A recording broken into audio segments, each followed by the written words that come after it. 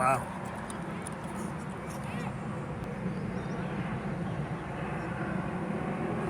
That's how life is, man. Come out in the world to do something constructive.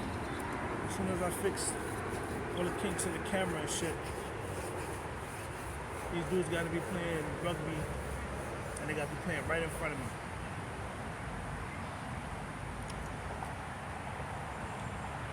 So I'm doing this video today.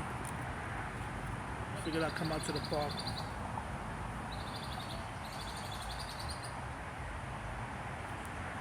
Black people have a joke that they tell.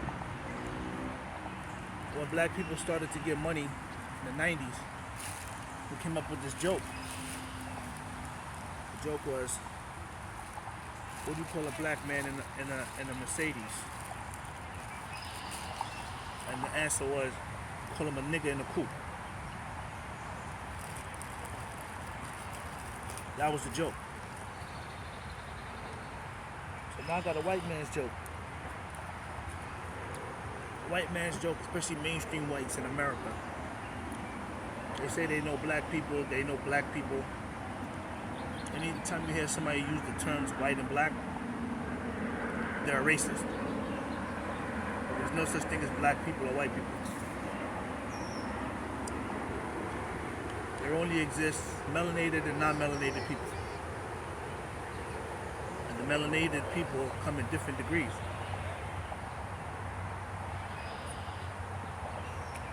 So the real white American joke is, what do you call a black guy with a Juris Doctorate degree education, an MBA, a mortgage license, a real estate company, who's a certified hedge fund professional? Call him a nigger. But if he's from a city like LA, Chicago, New York City, he's a nigger criminal. So the joke's again, what do you call a black guy from the city that has a Juris Doctorate degree education, that has a mortgage license, passed the mortgage exam, who has a real estate company, who's a certified hedge fund professional? He's from New York City. Call him a nigger criminal. So today, I want to talk about a lot of things that have been going on. And I made a very, very detailed set of videos talking about the recent theft of my car, systematic theft of my vehicle, and the recent sabotage of my 1993 Maxima. But even though I might discuss all of that, the real crux of the destruction, the sabotage and stuff is what I really want to talk about today. And it really goes towards something that white people in America were always scared of, which is the educated black man. But go ahead and you read the narrative of Frederick Douglass, which discusses how when he got moved up to, I think, Delaware, the white slave master woman decided to teach Frederick how to read. And the husband came home and he saw the wife teaching Frederick to read because he was still a boy. You know, she had her motherly instinct kicked in and racism flew out the door. And he said, "What are you doing?" She said, "I'm teaching him how to read." He said, "If you teach him how to read, then he'll realize that he's not a slave." I read another article, another document that said that when it comes to the blacks, if they become literate, then they'll no longer be slaves. And then they'll simply be upset, extremely upset. And I said this in the other video that I didn't post yet. I'm still contemplating whether I should post them as a evidence of the systematic theft of my recent vehicle, my last car. I still may do it just because, but I was very upset. Use a lot of profanity. And that's what they do. That's what they do to the black here in their country. They know they're guilty of slavery and stuff, so what they'll do is they'll create a circumstance to frustrate you. Then because you're not white, they can label you the animal through passive-aggressive behavior, and then get the whole white majority to group up with them on their side due to whiteness. And then now their crimes and their horrible treatments and conditions that they put you in are covered up. And they've been doing this for years. Even Malcolm X talked about it. As long as they continue to have control of the minds of the white majority, the wicked white people can always continue to carry out this racism that they're doing, and then use their systems to do it, and then other whites don't want to get involved. It's out of sight, out of mind thought process. So I'm going to show you guys today why the government hates me, why people hate me, why they sabotage my vehicles, why they severed my parental rights illegally twice, and why an intelligent black man is a threat. So first of all, I'm not a type of person to brag, but this is how my mail comes. I was living in Atlanta, and I was patronizing 245 North Highland Avenue mailboxes for business at the business center. A lot of people do it. 2013, I was told if I wanted to get a job at CRST Malone, I needed an address, and I had moved back home because I was frustrated with my situation down there. I didn't want to stay in Atlanta anymore, so I came back to New York. So the white guy from Alabama says, just get yourself an address, but don't use a post office box. And that's what business centers are for, to do business. On the other hand, lots of whites use the business centers while they're doing business to protect themselves personally, and it's intelligence. If I'm doing business and I'm selling products, and let's say I do the business outside of my home, I don't want Joe Schmo customer knowing exactly where I live. That's what the business center is designed for. It's designed to protect business owners that more than likely work out of their homes,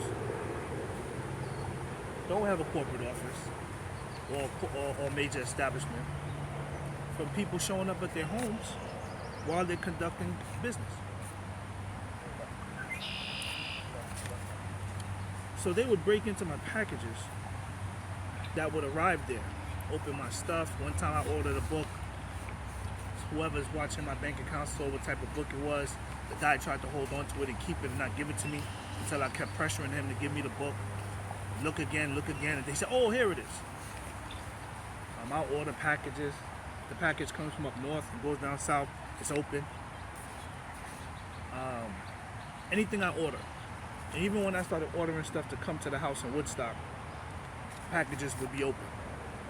Or they'd be like disrupted to the point where they weren't packaged right. Like I'd order something from Amazon, a liquid for my vehicle, and then it's not even packaged right. The liquid is leaking all over the place inside the box. It didn't even have any package wrap. I ordered some spark plugs. They sent 3 of the right plugs, 1 of the wrong plugs on purpose to create a problem with the car, to make me look like I'm inept. I ordered brake pads. I ordered brake pads for the same guy 3-4 times, no problem, when I was doing Uber. But when I did Lyft last year, I ordered the pads the year before, November, because I always order before it's necessary. And then when I put the pads on for some particular reason, I kept getting a squeak, squeak, squeak. I didn't know what it was, so I changed them to the other pair, because I buy 2 pairs at one time. All of a sudden, same squeak. Then they try to make it look like I don't know what I'm doing. That's what they do. Try to make me look inept, get into your business, begin starting these social, personal, interpersonal, and procedural sabotages, so they can come in and have a place to take over whatever you're doing, or get involved with what you're doing. So even up to the other day, I contacted my accountant. I had got this job at the Home Depot, which was a setup here in Atlanta, here in Brooklyn. And I knew that, but I still went anyway and did what I was supposed to do to earn some money.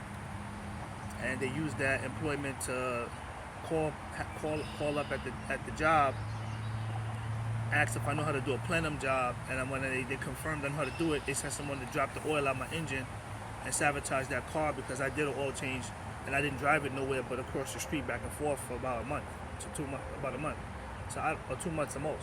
So I don't know how I could do a full oil change and then I bring it to a mechanic a day after someone calls me up at work and asks me if I know how to do a plenum job, and there's no engine, bone dry.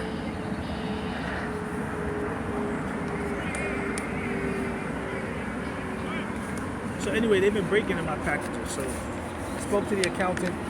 The guy at the Home Depot started offering me a whole bunch of hours. Hey man, we got more hours for you, more hours for you, more hours for you.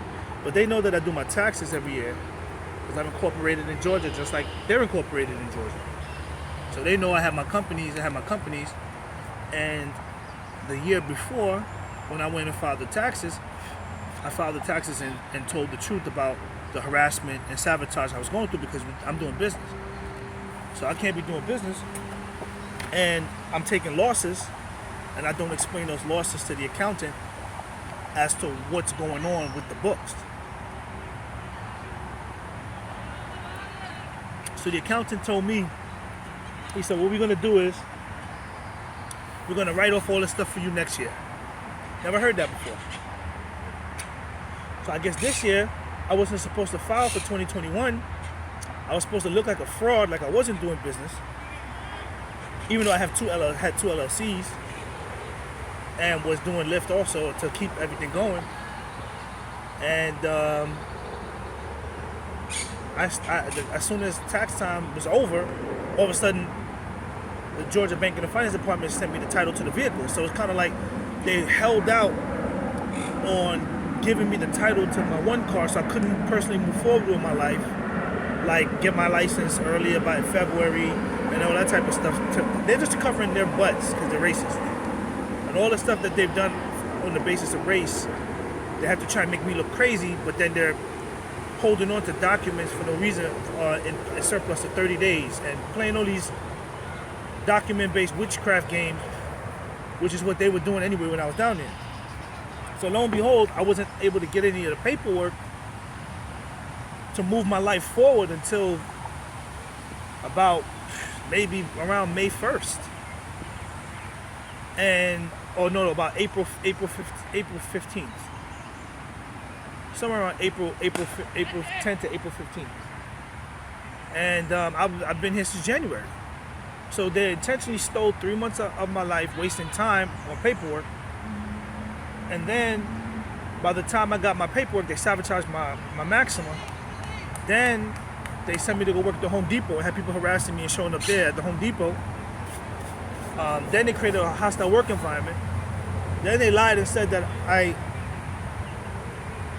I waived $171 delivery fee to a Miss Schmidt up the Hudson River to try and get me fired, even though the manager approval is necessary and the alleged manager that approved it doesn't exist. And when I spoke to the supervisor, Mike, about it, and I pushed him with inquiry, he said to me it has to be somebody in Atlanta's IT department that frauded this transaction.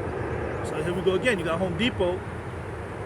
After 2 weeks of the owner coming up there for whatever, God knows what, they started doing this, creating a hostile work environment.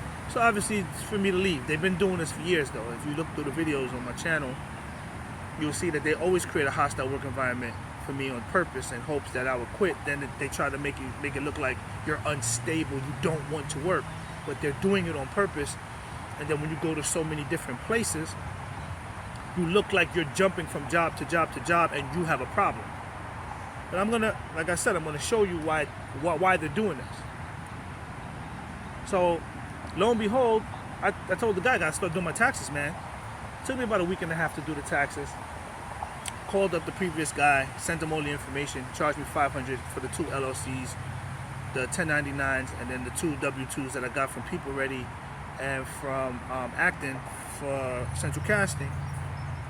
And I gave him all the information, and he calls me one night and he's like, hey, I just want to ask you a question. All this stuff seems weird what you're saying. But when you pay off your car, people want to know how you paid it off.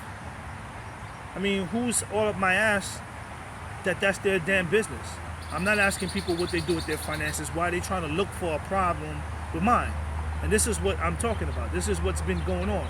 People, these people, whoever they are, they keep trying to pry into my business and try to make me look like I'm illegitimate. And I don't know why they would want to do that.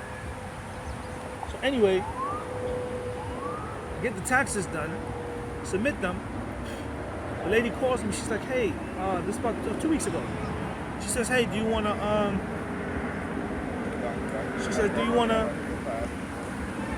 wanna get the paperwork sent back to you?" I said, "No, it's fine." But he's a very professional gentleman, and I love his business. I love the way it works, and I respect him. He's a head accountant, been accountant for a very long time. And when you go into his operation, he's the head accountant. He's got 10 accountants just sitting there on deck 24/7, waiting to work and help his people, and I respect that. So anyway, he calls me. I'm like, "What's the problem?" He's like, "Yeah, man, when you pay your car off, people want to know how you paid it off. You know, you paid your car off. Now, why can't I pay my car off?" I mean, I said to him, "What's the problem with me paying my car off?" He said, "When you pay it off, people want to know." No, some white people who want to sabotage me, make me look illegitimate, are creating a stink because I paid my car off. That's their personal business. The question is, why would they do that? If I was a white person, they wouldn't do that. So this is the problem with this race thing in this country. They assume everybody's dumb. And I already know that the military is involved. And I already know that the fact that my family's Jamaican is the problem. And then I have family members that got arrested before and went to prison. Then I got friends that are in prison.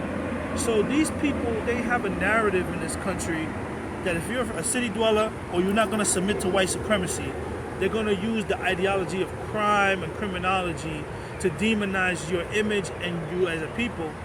And then that's going to solidify their racist tirade of antics. And it works because fair is something that white people have been controlled with by their controllers for a very long time, and that's what stimulated profitability in the white community, because that fear insulated them to preserve wealth, so blacks couldn't buy homes and move into their neighborhoods to quote unquote amalgamate with their daughters. So this is all the same problem of racism, which is separation, right? Racism itself creates separation because of color. The color of people, yet they say that they're a democracy. Yet they say that they're all-inclusive. Yet they say there's equal opportunity. There's no equal opportunity in a system of racism. But the stupidity about it is that as long as the majority of whites believe that that's a truism, we're supposed to believe it's a truism because we're the minority. So anyway, I told the guy the truth. I said, "Listen to me, man. I didn't buy 10 cars and pay off 10 cars. Then you could come to me with this. I bought one vehicle. The bank statements show the income. It shows my rental payments. My friend charged me discount rent. And because I had discount rent and Uber was paying so much, I paid my car off, which was intelligent, so I could move on and start making profit. And then, as you can see from the statements, I paid off my car in 2020. So then now I was going to pay off my land in 2021. Because when you have a business, you need a machine. Then from a machine, you need a location. And then from a location, then you can start bringing in alpha profit toward taxation. So even my whole business model was on a 3-year model, which was perfectly working until these white people decided to start breaking into my home, looking for criminal culpability, trying to create it, getting Brett from Cartersville, Georgia, to dump marijuana in my car and try to see if I would drive off with it, while he's got the police on I-75 waiting for me to drive off because they know I'm Jamaican and they try to use my ethnicity against me. So I noticed something about whites, hateful, especially hateful KKK whites. They love to do federal crimes, but they do federal discriminatory crimes, but they're going to get away with the crime as long as they can say you're the criminal. So I don't smoke marijuana.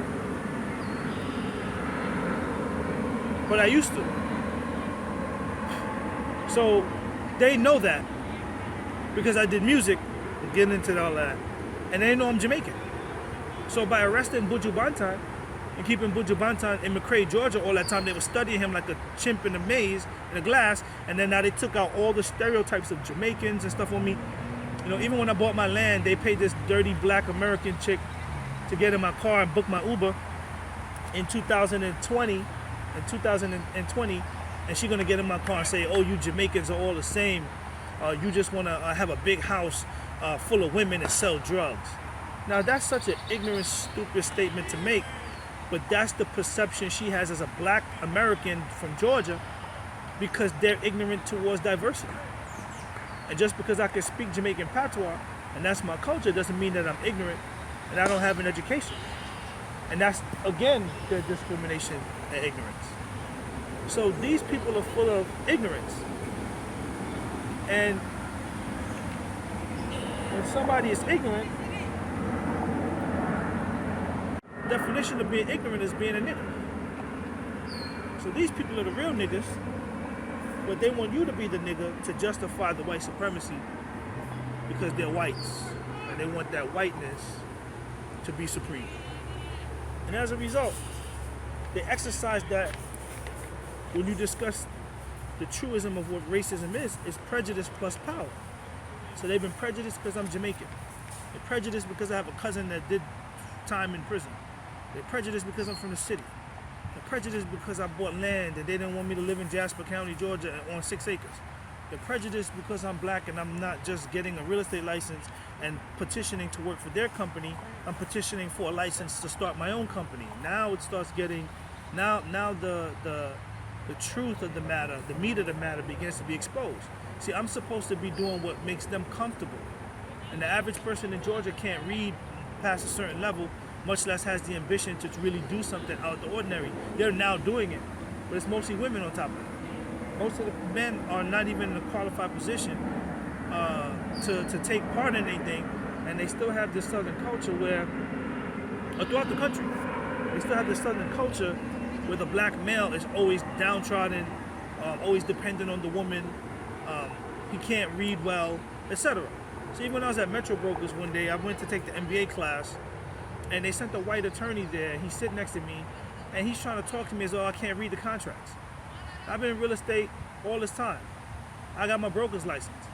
How can you come to me? I'm a grown man, and you're treating me as though I can't read the contracts in the contract review course. I mean, these people are just such big bigots, and they don't want to acknowledge it, so they have to blame it on you and say you're trespassing against them. So anyway, I called the lady. She told me she's going to send me back the package, which is the receipts and so forth for the taxes. And then as soon as it comes in the mail, this is what I get. Completely open. And once again, they commit federal crimes. It's a federal crime to tamper with mail.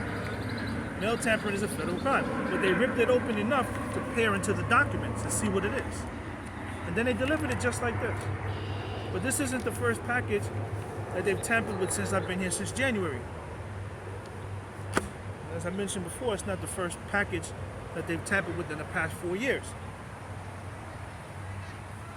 So we're going to talk about why these people are doing this. When we talk about why these people are going to do this, we got to talk back about what I mentioned previously about black intelligence.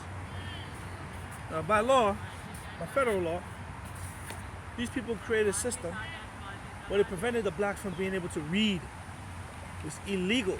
It's one thing to stop someone from being able to comprehend information, gain knowledge, and become a person by having knowledge. But it's another thing to put them in a personal dark age by law. And it's the same thing that their king did to them in their dark age that they did to us. The difference was they were in a feudal system, and they put us into a chattel system where we were actual property. Even in a feudal system, you're not the property of the king, even though you're treated as though you're the property of the king. You still have the freedom to do certain things. But when you reduce human beings to the actual position of being cattle, people, there's cattle and animals in this bench here, you've completely transgressed against humanity and the universal law of righteousness and justice. And this is their problem. So why am I the problem to them? Why isn't this guy or that guy or that guy? The average person has a 5th grade education. And I'm talking about globally. The average person has a 5th grade, the most education, and 3rd grade vocabulary. Even a lot of people that graduate from high school, they still have a 6th grade to 7th grade vocabulary and comprehension level. Even people that graduate with a bachelor's degree, they're doing enough to pass but not to comprehend and absorb the material. So they'll be in a situation where, for the most part, they also will maybe even have a 12th grade education. And if you want to gauge what I'm saying, the Wall Street Journal is written at a 12th grade level.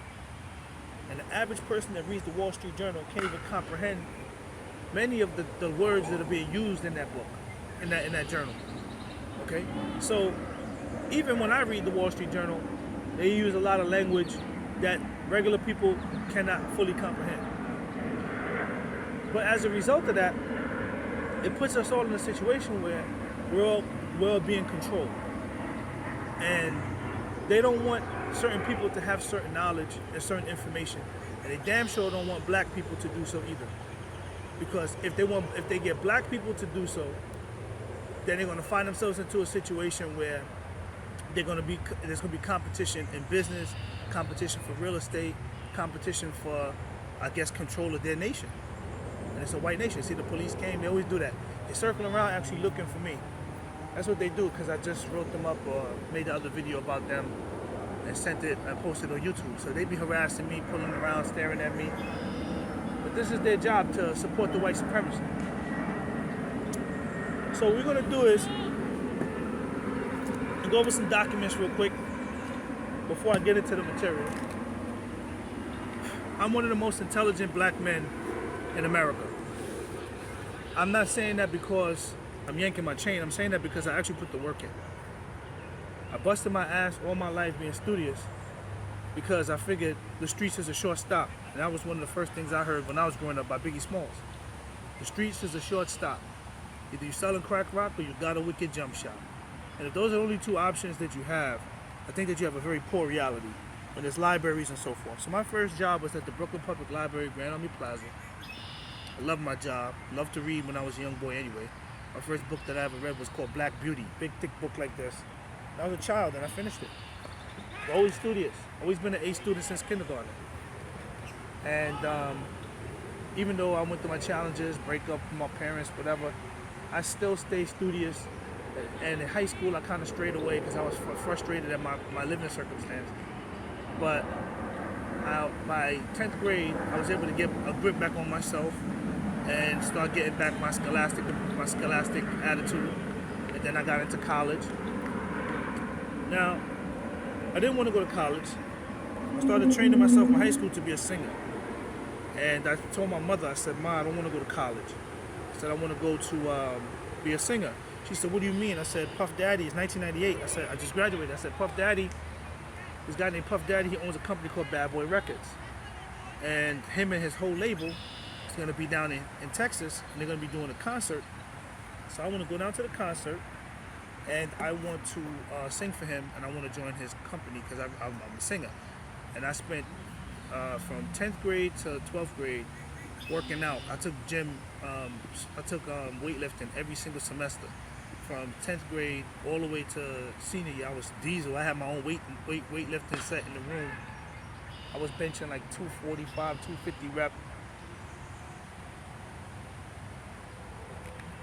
But my mother told me, she said, you're going to go to college. I said, I don't want to go. She said, if you don't go to college and you leave and go to Texas to go to this concert, when you come back, all your stuff's going to be out on the street.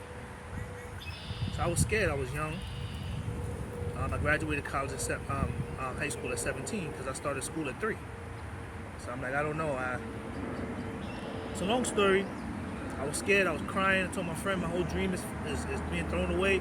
I'm a singer. That's what I wanted to do. I wanted to do R&B. Downside was, in retrospect, even though I was right, Puffy signed Usher right after I started college. I had to start in the summer.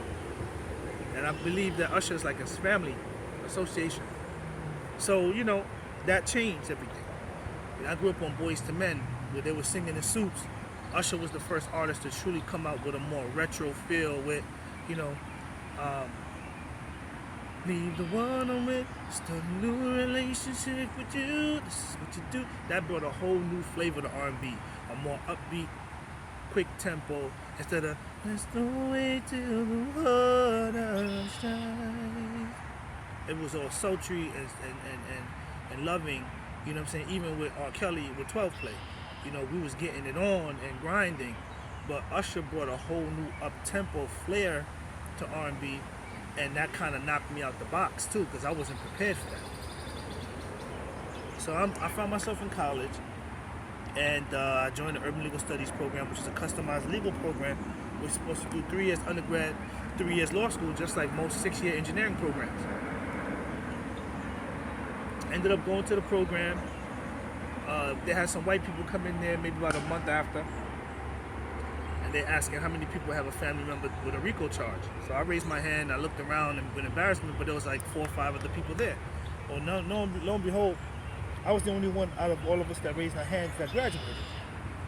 And in the interim, when I got into criminal law, I wrote a legal brief and submitted the legal brief to a family member to help the other family member that was in trouble. So I guess now I'm on the radar. So sometime between me graduating in 2001 and maybe about the most 6 to 8 months prior to, I started to get a proposition to join this group, and I was unable to do so. And even though I was unable to join the group, I graduated. And I guess if I tried to join the group, I would not have graduated. And upon graduation, the program was dismantled and has yet to be revived at the school. The goal was to teach urban youth the law. And it wasn't pre-law or criminal justice. It was actually law school and undergrad. So technically, myself, Kiana, Samantha, a few other people that I don't want to name their names, we're all like the Doogie Howsers of law. And for some particular reason, they've mocked this program in Idaho, I believe, or Utah, and they're allowing white students to be an undergrad and practice the same program, but notice they took it away from the urban youth.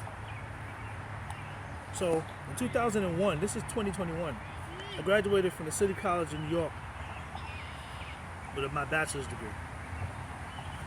Funny thing about it was, someone broke in my house at Church Street in Georgia, and they stole my previous degree, and I had to do a replica. So the initial degree, this is a copy of the current degree that I have, but the initial degree said, has completed a requisite course of study in the degree of Urban Legal Studies.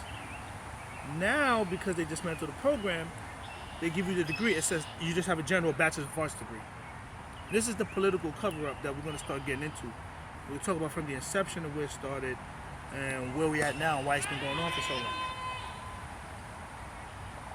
So, I already have a Juris Doctorate degree education from undergrad. From the age of 20, I've had a Juris Doctorate degree education.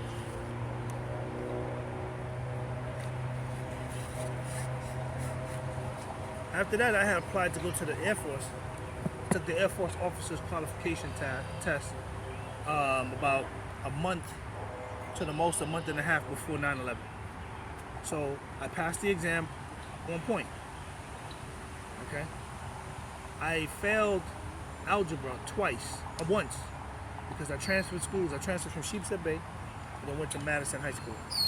And when I got to Madison, the place where I was in algebra class that I was at the other school was in reverse. So I didn't learn anything. I had to go take the algebra class again. So I took it twice. So when I took the Air Force Officers Qualification test, when I took the ASVAB, I aced it. And I was able to do all the quadratic formulas off the head. I don't know what happened. It just plugged back into my head. And I was able to do all the a squared plus b squared equals c squared and all the variants and got them all right. I forgot how I don't even know how I did it, but I know when I saw the problem, I knew what formula worked to get the solution.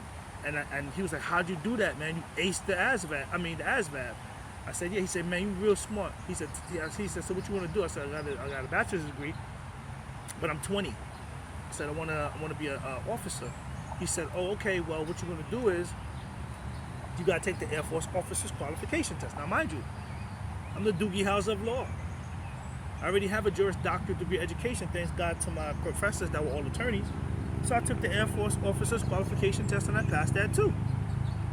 Okay? But nobody gave me anything. Then 9/11 came, yelling at me, your scores are under the ground, under the building, leave me alone. You know?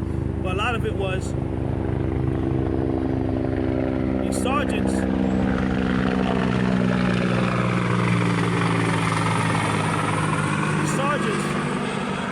They didn't want to see a 20-year-old person or even a 21-year-old person go in as an officer and they 40, 50 years old, 38, and I'll be above them. So you got that type of animosity in the military. Long story short, I went to social services, did well there. I loved my job. Didn't like the people. Didn't like the fact that they're not there to help anybody really. And then I figured, let me just go do some real estate investing. Taught myself to invest in real estate. Contacted a lot of investors from South Carolina, Manhattan, all over the country that I could talk to get as much information and start off on that. Did the investment in Queens. They started treating me back because I look young.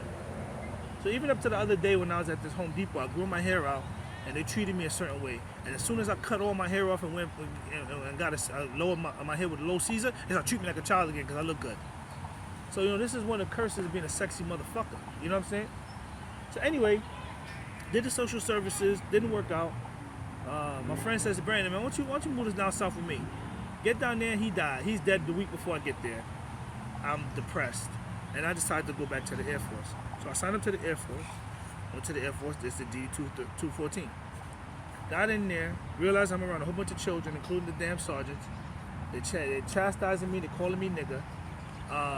And even though once I settled in finally at base after they made me work with the MP, so they had to know me like they were going to get me in trouble because I'm from New York, I still put myself in a situation where I kind of still enjoyed it, but they never let me out on the flight line. They never let me work. They told me to sit in the tool crib.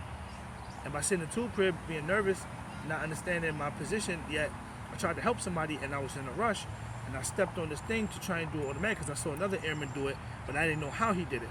I saw him put his hand under the machine, press the thing, and leave to get a small piece of metal cut. And when I followed that airman, I got my finger cut off. I got that done. Then they start offering me officer candidate school again. And I'm like, I could do it, but now I'm married too. So now I'm married to this person that I can't stay in the military with, okay? Even though that was what I needed. So watch what's happening constantly. Every time I need something on time for my life, these people block it, right? And then when they block it, they turn around and give it to you in a time where it's no longer viable for you. And then they say you're ungrateful and you don't want to do this. And it's a chastising based mentality because every time they have a bone, you're supposed to go and jump for it because that's their system. So anyway, I left the military because I wasn't making much money anyway. And I decided to myself, I said, let me go ahead and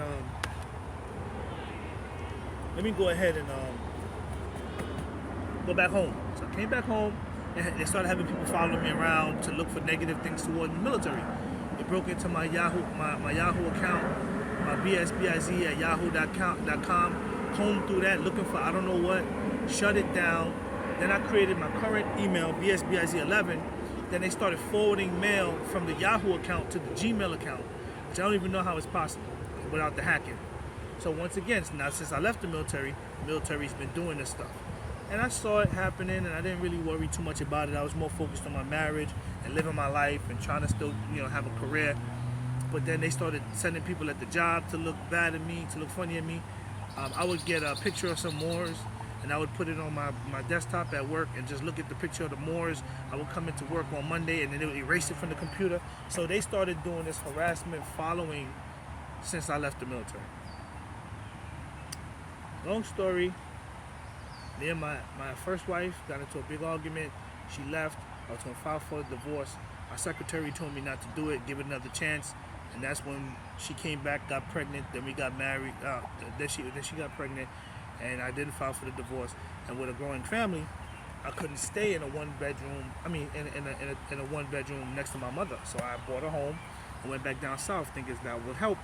And once she got around her parents or her mom and her family, the relationship just went to shit because she was too comfortable being back among them. So, a long story, once I realized that was toxic, I enrolled into law school.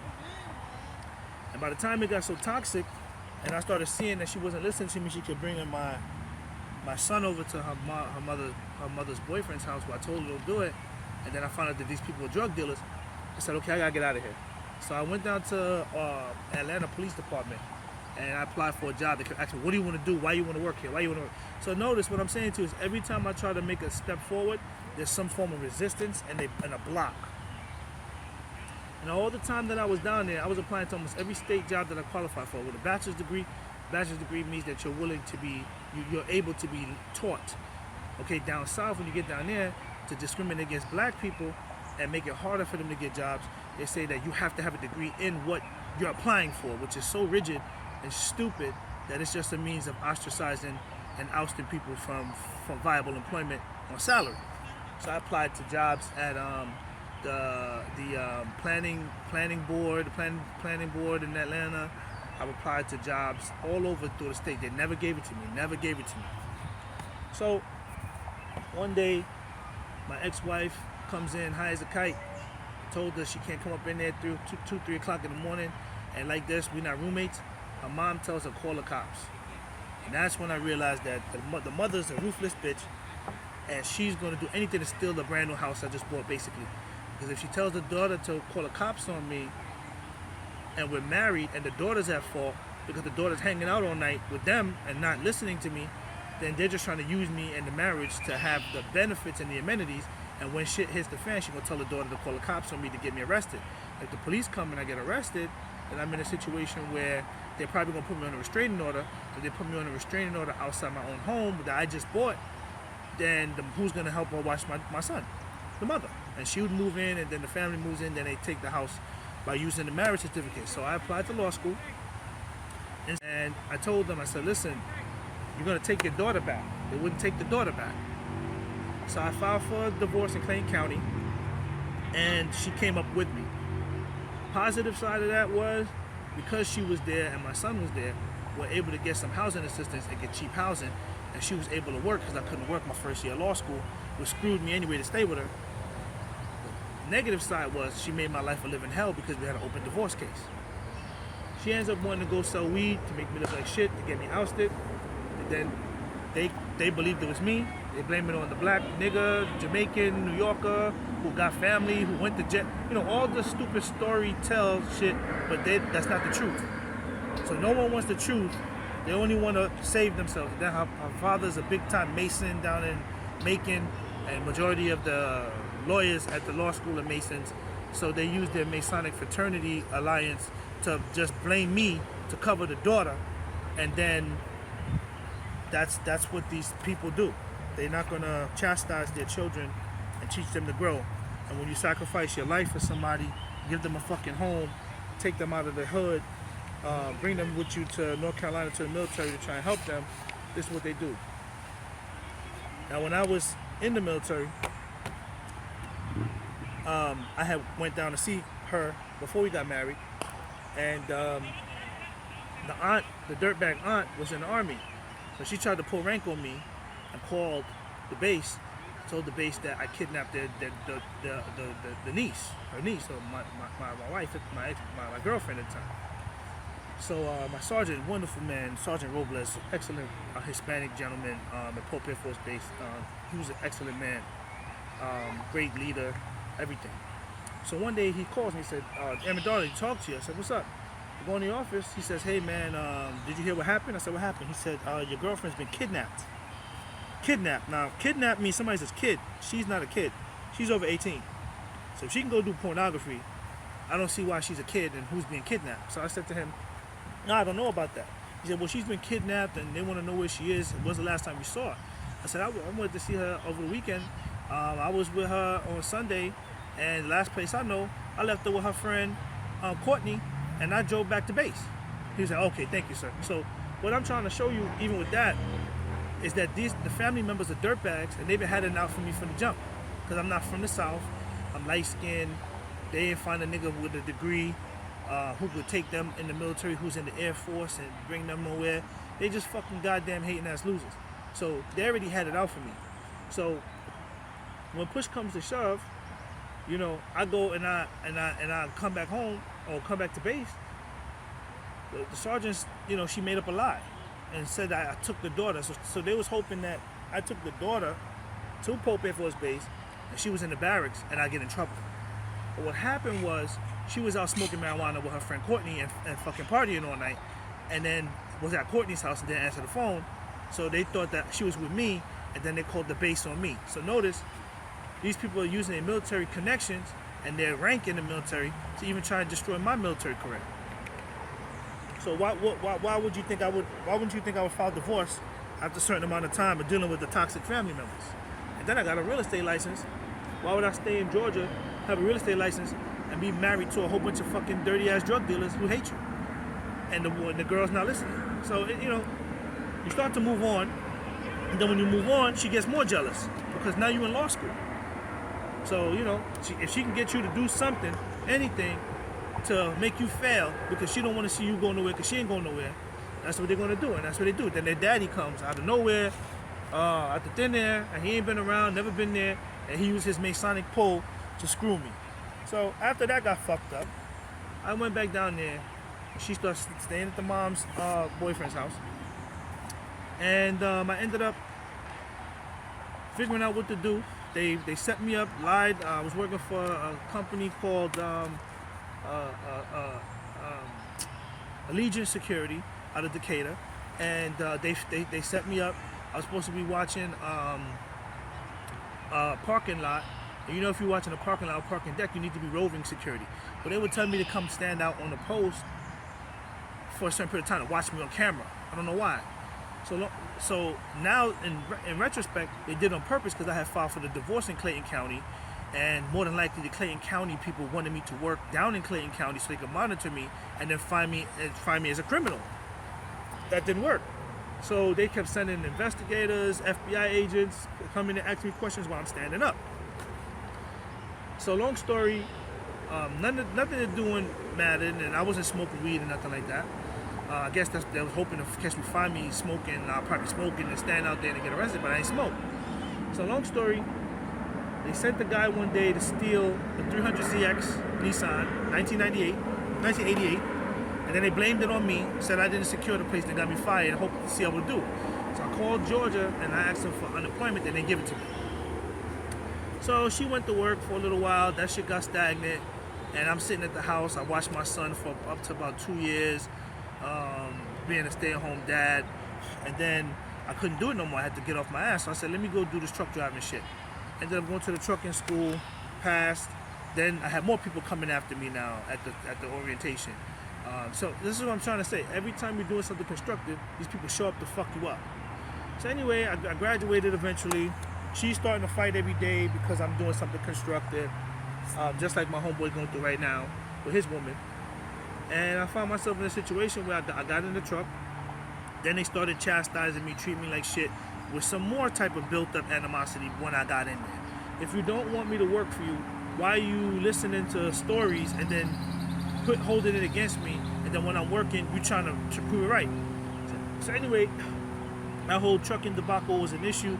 They started running me around, not paying me, sitting me down in Virginia, sending people with dogs to sniff around my truck, and creating a hostile work environment.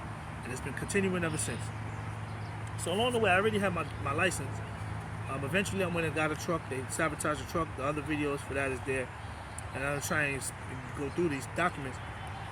And then I got pissed off in 2012 when they sabotaged my truck. So I immediately came home and I got my real estate license as a broker.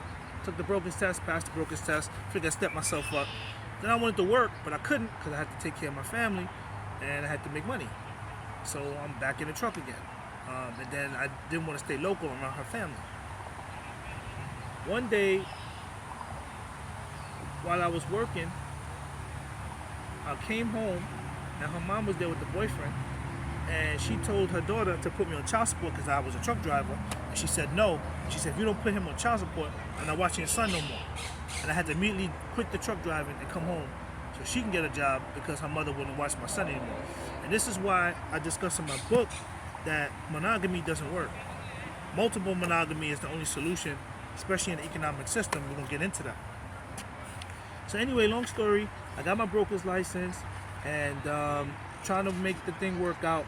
I move here, she comes up here, beats me up. The police come, they arrest me for it. They say I did something to her, I didn't do nothing to her. Then, long story, when the sentencing date comes, the judge is not there. He recuses himself. And when the judge recuses himself, this other judge comes in. And I'm like, I know I've seen this judge before somewhere. You know what? When I really think in my head, that judge is the same judge that sentenced my cousin in the Second Circuit, in the Federal Second Circuit, years ago. Why is he presiding on my case? So, allegedly, I committed domestic violence, allegedly, by defending myself. No one ever asked me what happened. But this is what they do to the black man. They gotta give you a crime. They gotta give you some type of crime to make you look like a criminal. So, they gave me 7 charges, misdemeanors, on one case. I didn't have a public defender ask me a question. I didn't have anyone not a judge ask me what happened. So it wasn't until 2 years later that she told me she was writing the judges and the county and told them I didn't do anything and that she wanted them to let me go.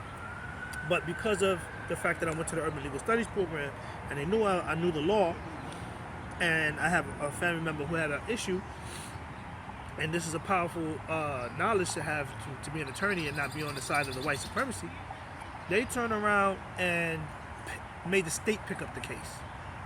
So if my ex-wife is the one who says A, B, and C, and then all of a sudden she knows she's lying, and she was just doing it out of spite because I told her I still might divorce her, okay, because the divorce fell through the first time. So all she was doing was, again, the relationship's not working.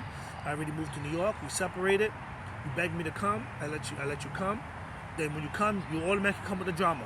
Oh, Pinky said I didn't say goodbye, and now you're crying over your cousin instead of worrying about your children and your husband. And I can't put up with the bullshit. So it got to the point where she knew that I was unsatisfied with the relationship, and she went ahead and started accosting me. She punched me like fucking Buster Douglas. And when I pushed her off of me, someone called the cops. And then the state of New York, the city of New York, decides to give me charge me with 7 misdemeanors on one case. And then when I decide, fuck this, I'm not going to no trial on this dumb shit, I'm out of here, plead guilty, they said that if you plead guilty, they'll lower it from 7 to 3. And I'm like, well, I already got a CDL, fuck it, I'll just drive trucks, I don't care. So long story, these people did it on purpose because they knew I had the real estate license. See, this is the politics. This is the politics that we're talking about. Okay, this is how the white supremacy creates paper trails to sabotage black male success. This is what we're talking about here. Okay, so long story, they knew I had the real estate license. The judge that came and charged me, they said that you're only going to get 3 out of 5, knowing that they already trumped it up anyway, and that the state only upheld the charges and the case to sabotage me from having a real estate license, but I was down in Georgia with a Georgia license. So the collusion on behalf of the state and these judges and these politicians is still a continuing fabric from the high school, from the college, when they dismantled the Urban Legal Studies program. So okay, they win again with their paper trail collusive fraud and libel. So I go to the court. I say, hey, that's the same judge that sentenced my cousin a few years ago. How come he's presiding over this case and he's not the judge on this case? So he gives me all of the charges. He doesn't drop the 4 like they said they were going to and uphold the 3 because I pled guilty. He hits me with all 7 to fuck up my life, to make me look like a criminal. And this is what these politicians and these judges are doing out here to black men. They want to create a situation where the black man never gets a real estate license. He never can use a license or start a business that's going to be viable. They want you to start food businesses, do hair, nails, anything that's not going to allow you to get cash-intensive business going.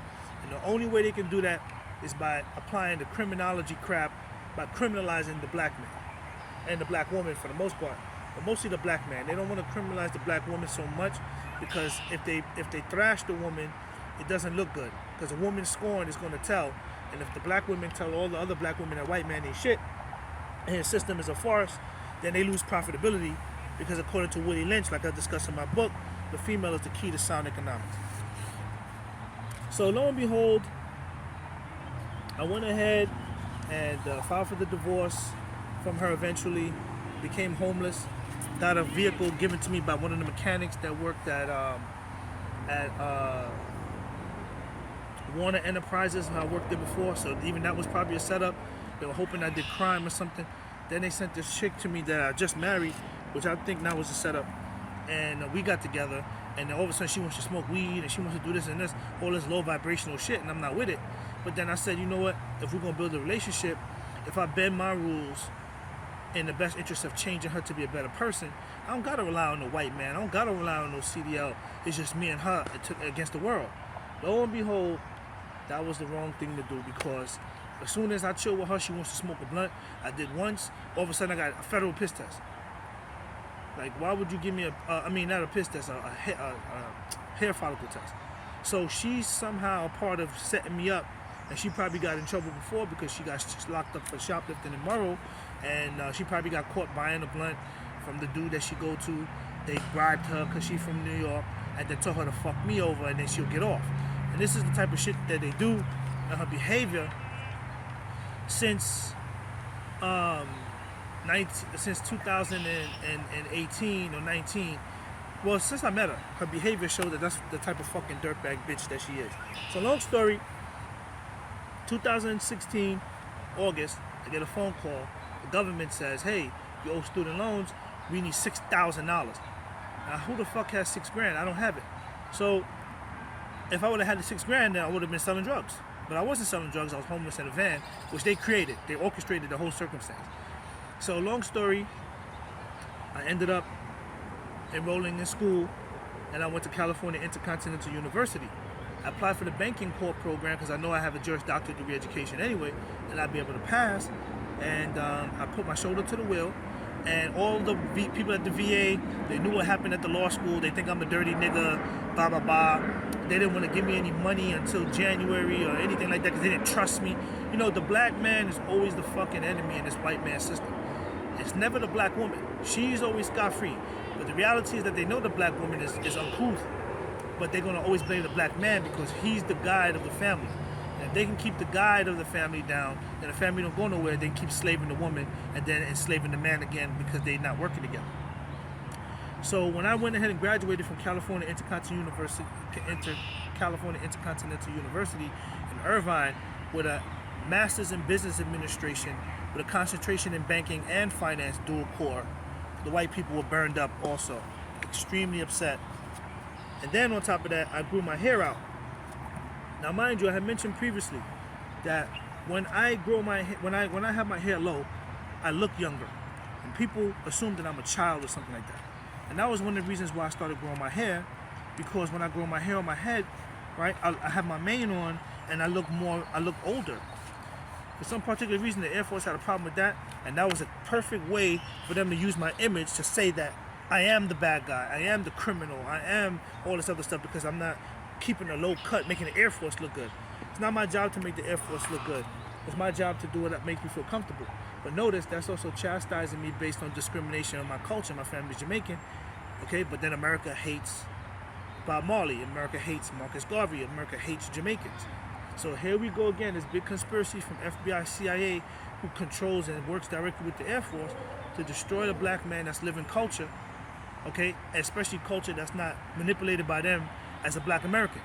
You got Kodak Black wearing locks, but he's not a Rasta. He's not wearing Rasta because he understands Rastafari from Jamaica and the whole history of Selassie coming and us keeping our culture and being Africanoid. He's just wearing locks because down there's dready is scary, and then it's the new thing to do. So down there, they have this culture. They have this culture where they can manipulate circumstances and create a culture of their own, and then demonize the true culture. And when they demonize the true culture, that's just what it is. It's not what they've created. Let me just make sure this is still recorded. It is. Perfect. So long story short, I wanted to start a real estate company. My second wife was never supportive, never tried to work with me or nothing like that. So as soon as I graduated though, while I was in the MBA program, I was actually studying about hedge funds. And a friend of mine told me that when I went to the law school, I should have went and become a mergers and acquisitions attorney. Now when I was younger and I wanted to actually be an attorney, I always wanted to be an entertainment attorney. Then I realized entertainment was going to lead me into intellectual property. Then intellectual property led me into property. Then property led me into corporate law. Then corporate law led me into mergers and acquisitions. And then mergers and acquisitions led me into understanding hedge funds. And he started working it on stocks in Wall Street because his father-in-law was teaching him how to trade, and they would watch Kramer or other stuff all day. And we're really intelligent people doing the right thing. But when you get around the wrong woman and they pull the worst out of you, the white people are just waiting to throw you down and jump on the bandwagon and run away. Because that's just their job. It's always been destroy the black nigga. Especially the nigga male. So long story, I was investigating hedge funds, and before I graduated, about 6 to 7 months prior, I took a little of the money that I had left from the disbursements, and I started buying these books because I discovered this wonderful program. And I don't care what color he is. The gentleman's out of Arizona, Mr. Richard Wilson. I've never spoken to him directly, but I really appreciate him for starting this finance society.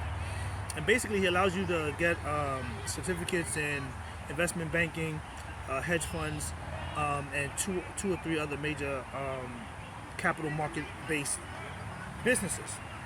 And I chose the hedge funds. So I started studying, didn't get a chance to fully complete the program until I filed for divorce, and I think it was about the December of 2019 that I completed the first level. The second level was actually basically the same information. The only difference was that they wanted to see that you went through all of the other formulas, and I did it. And I even sent them proof that I did it.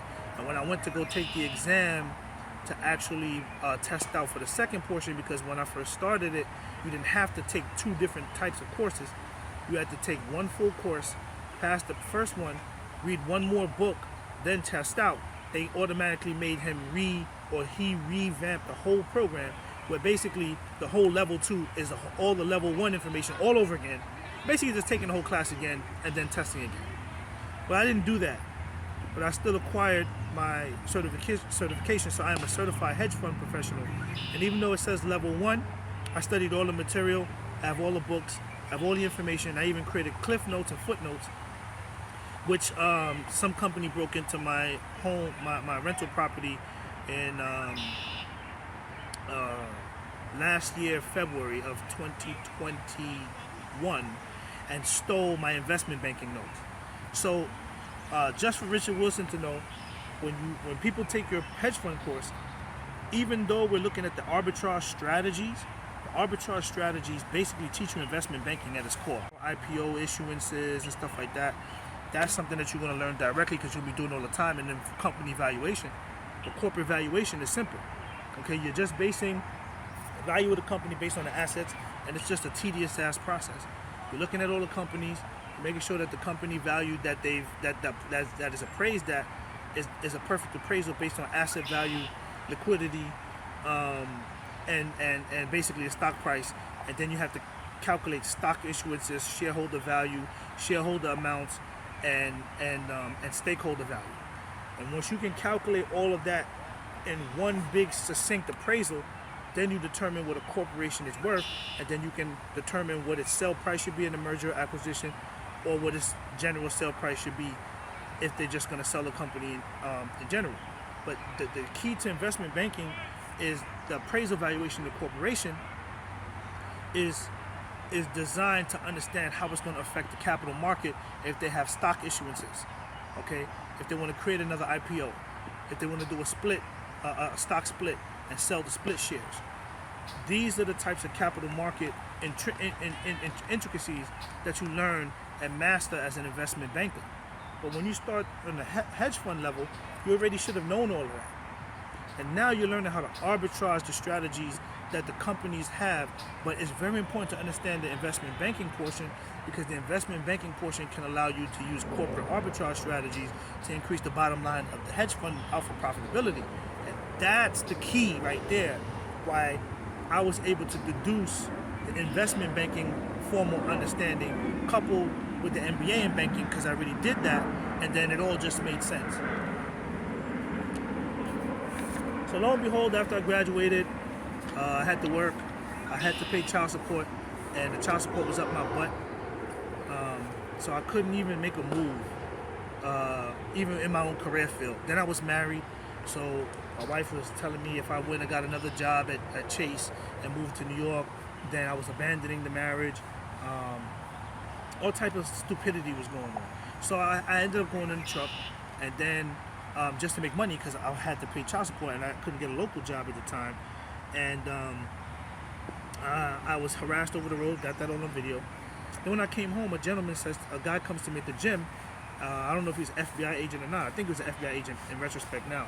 And he's like, hey man, you got a degree in finance, right? I said, yeah. He said, well, if you got a degree in finance, man, why don't you get into mortgages? I said, I always thought about getting into mortgages, but I never did it.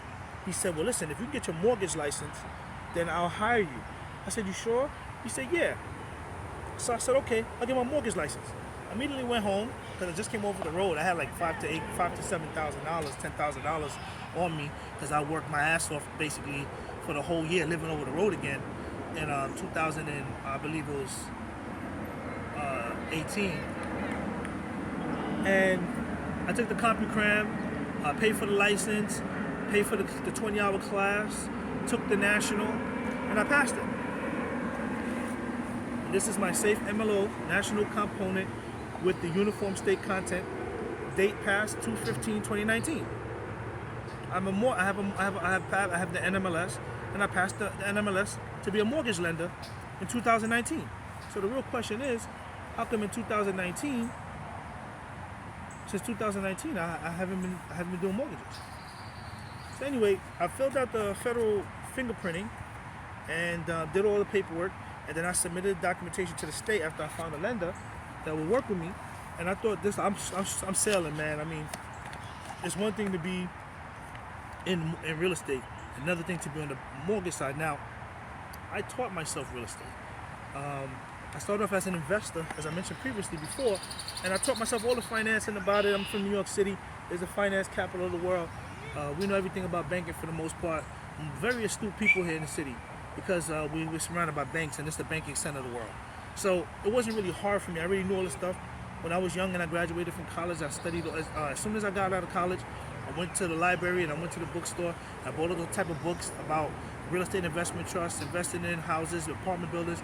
All those books was taken from me in my storage unit in Murrow, Georgia, right before I went to the law school. So I'm already extremely savvy and understand it.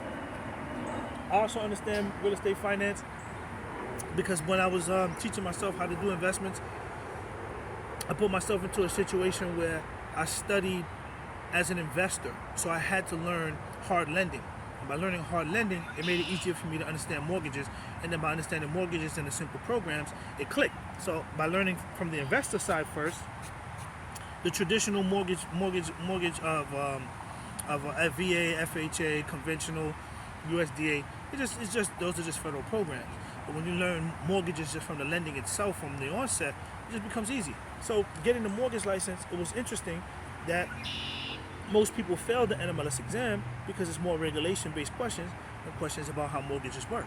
So I was able to pass because I just got my MBA in banking, and I had to study the regulations. I had to study the effects of the Basel Accords. I had to understand the liquidity requirement that banks need on the depository institution. I had to comprehend all of these advanced regulatory understandings. So when it came to take the NMLS, I passed. I was doing Uber or Lyft to keep the business going so I could work for myself. I had a lady get in my car one day, and she alluded to like someone giving you the answers to the exam. I'm like, I don't know what she's talking about. So once again, the discrimination, the black male, they heard my music. I'm not ashamed of my music. Anyone who wants to listen to my music, I'll go ahead and pull up where that music is. And basically, because I'm Jamaican, and my family's Jamaican, and I speak patois, they basically heard the music in the military because I paid for my book and my album to go out first in 2011. I think it was 2011, my first album. And when I used my USAA card to pay for the book and pay for the album, I guess the military took it upon themselves at USAA to go through the bank statement, see what I did, listen to the music, and then they started chastising me also for the stuff that I was doing. Now, if I can make one song, I see everything as a risk analysis. So if I do one song and the song brings back $1 million, I've changed my life. I've fixed my situation. My children aren't suffering. I'm no longer jumping from pillar to post, from job to job. They now have been using the music now against me, trying to treat me like an ignorant nigga because I'm black. Once again, race discrimination, cultural discrimination, age discrimination because I'm from New York City. All federal violations by these white people. But they love to do federal violations because the only way you're going to get recourse is to file a federal claim. But the federal government's number one business from the beginning has always been slavery. So the federal government is the entity that creates all these harsh penalties for blacks and all this stuff, and the state governments just support it because it keeps the whites in the states safe. So if you got 100,000 blacks that may be upset if they learn something about slavery and why they're in this situation, if you're gonna hurry up and hustle all of them into the prison industrial complex, that protects them. So they have a state interest in supporting the Fed, and the Fed has a state interest in maintaining the slaves of blacks. And their number one business from the onset has been slave regulation. That's all they do. So when you go to DC, it's not what you think. That's a federal level. This government, this government of the United States of America still operates the way it did before the federal union. It still operates where everyone does what they want. That's why in the South, they always fixated keeping Georgia this way, keeping Alabama this way. They have the same pre-Civil War ideology towards governing their state, but they only look to the Fed for two things: funding and to regulate these niggas. So they pass you back and forth like a whore to benefit their political agenda. And then when you go to the White House, that's when you learn what the real truth is. If we let these niggas get educated and come up, it's no longer a white nation. It's just that simple. So, you break things down to brass tacks, and you begin to see it's all about racism, white supremacy. So anyway, I went ahead on February 26, 2020, and I got my license in the state of Georgia. My license number was 70605. That's my mortgage license that I got. And as soon as I got this license, right, like a week later or the week before, Joe Biden got inaugurated, and then COVID came out the following week. Immediately, the whole government shut down. So this is what I'm trying to show you. This has been going on since I was in college. Every time I make a power move, the market goes down. Something grave happens. And then I'm in a position where I'm just starting out. So I lose, I don't get the benefit. And those other people who are not going to be casted out or blocked can get in, and then they get the benefit. So it's 2022 now, the 4th of June. The home market for mortgages was booming until January. Rates were down, everything. Now that mortgages are slipping, all the refis are over. Most of the people that bought homes bought up most of the inventory. The two major booms in home sales was Georgia and Texas. All right. So now that people now don't make anything, now they're like, hey, you can go back to doing mortgages now. And this is what white people have been doing throughout history. They follow intelligent blacks. They steal their information, take their style, take their information, see what they're doing, come in, cock block it, start doing it before they do it so they can stay ahead of them. And then when there's nothing left, like except bones and scraps, then they say, yeah, you can do it now. Now you can do it. And this is all they've been doing. Went to the law, went to urban legal studies, they broke that up. Now you can't be a lawyer. Now most black people can't be a lawyer. Even if you're an attorney right now, you can't even go to a courtroom and file a claim and have enough clients because of damn COVID. So what the heck sense does it make being anything but a doctor right now? At least at the hospital, people gotta come in. Well, you go to the average law firm right now, their doors are closed. they're still doing Zoom meetings and then doing Zoom in court. So even the whole legal field is being sabotaged because they don't want intelligent people that understand the law to begin to start petitioning the federal government on behalf of blacks. And that's what this is really all about. So once again, they found a way to intervene, lie to the people about who I am, and while they're telling the guy don't open the door, or telling the other guy, John Carricker from Legacy Home Loans, to postpone waiting on working with me because they don't want me to do mortgages. They're breaking into my home. They're looking for criminal culpability. They're having people forcing me to drive Lyft instead of giving me the $1,500 a month agreed stipend so I can stop driving taxi and start moving into the business.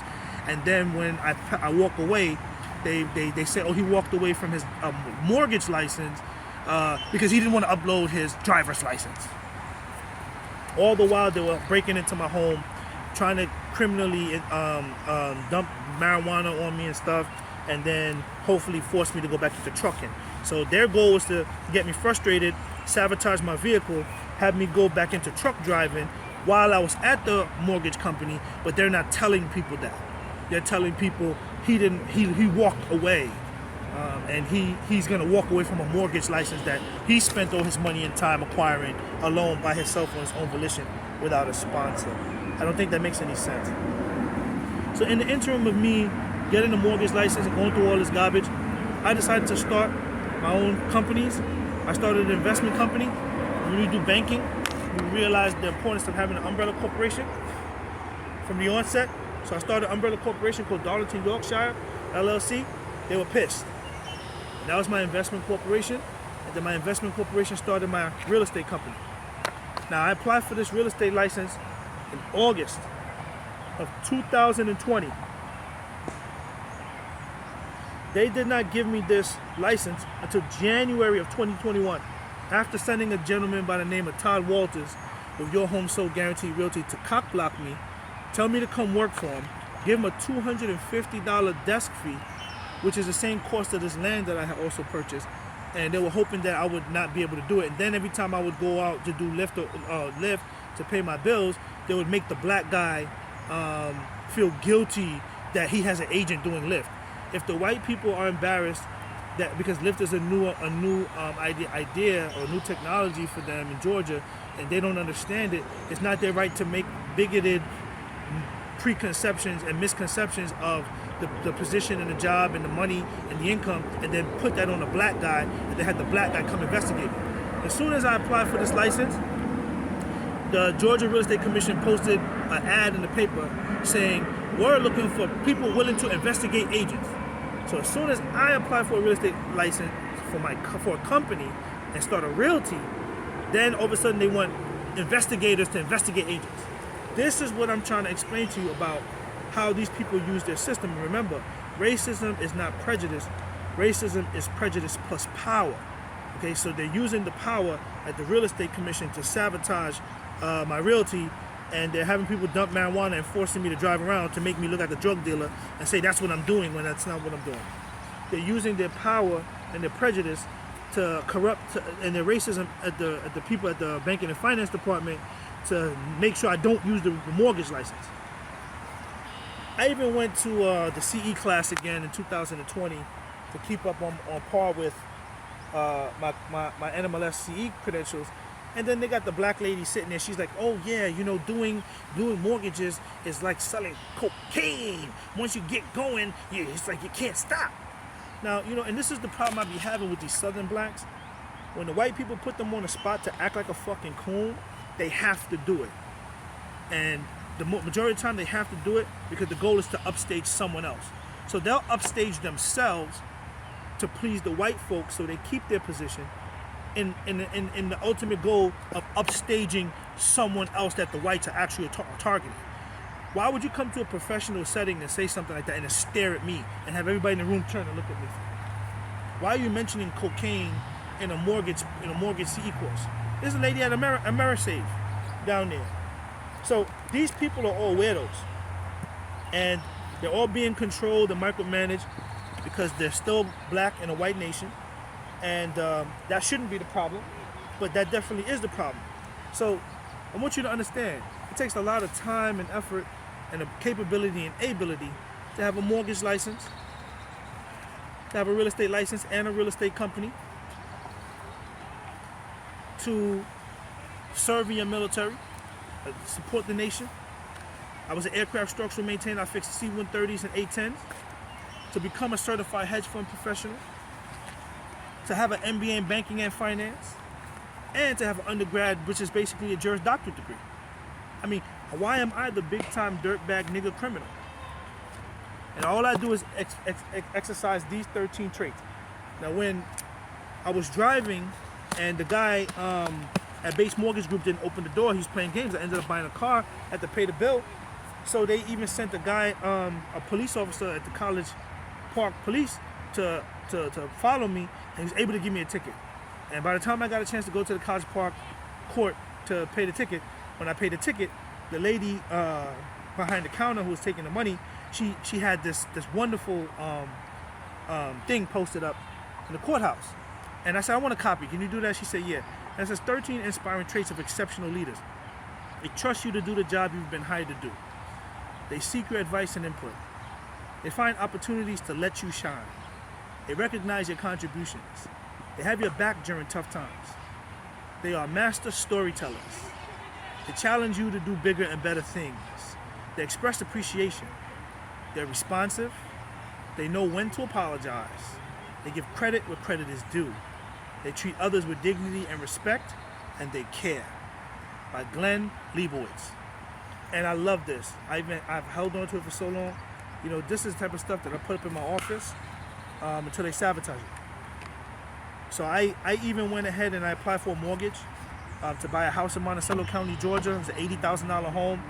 The mortgage was going to come up to $350 to $400 max, with P&I, principal and interest, plus homeowners insurance. The total was going to be like $550, and then with utilities and shit, it was only going to be like $750 a month for a 3-bedroom, 1-bath. And USAA worked with the real estate company down there to illegally redline me and steer me from buying the property. And they knew that I had the land also across the county. So when I went down to the office in McDonough to directly make the payment of the earnest money, the lady, the secretary, accosted me and started telling me how expensive it is to develop land and all type of stuff. So they didn't want me to have the land either. And that's another issue. Once again, so that's land discrimination. So remember, all these white people do, they always commit a federal crime because they know that the federal government is going to come out and they have a plan together in collusion to use criminality and try to label you a criminal. So that's all they've been doing now. That's why they're breaking my mail. You see it come from Atlanta, they want to open it to look for a crime.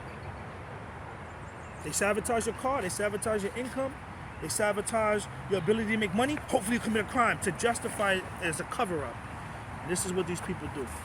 So in 2001, I published my book, and I published an album called The Incentive. And The Incentive is an incentive for me to get out of my negative situation, because I'm poor, I'm black, I ain't got nothing, and if I can use a microphone to get it, I'm going to do that. But when I left the law school, and I was frustrated, I was homeless, sleeping in my car, and I said to myself, after all the shit I've been through, you got to be productive. So even though I was at work, I had gotten me a book, a composition book, and I said, I'm going to write a book. And when I was in the law school, it was at NCCU, Dean Green said something one day in class. He said, you'll never be published if you don't do this to get in the law review. And I'm looking at him like, see, this is the closed-minded stuff that people tell people.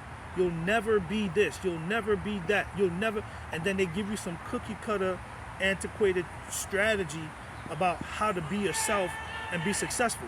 And this is why, especially as black people, we're not going nowhere. Because all people are doing is they're being mockingbirds. They're following the same old cookie cutter over and over and over and over and over and over and over again, right? So when I left, and he had all these people following me, and he came down to Atlanta and spoke to Kasim Reed about me.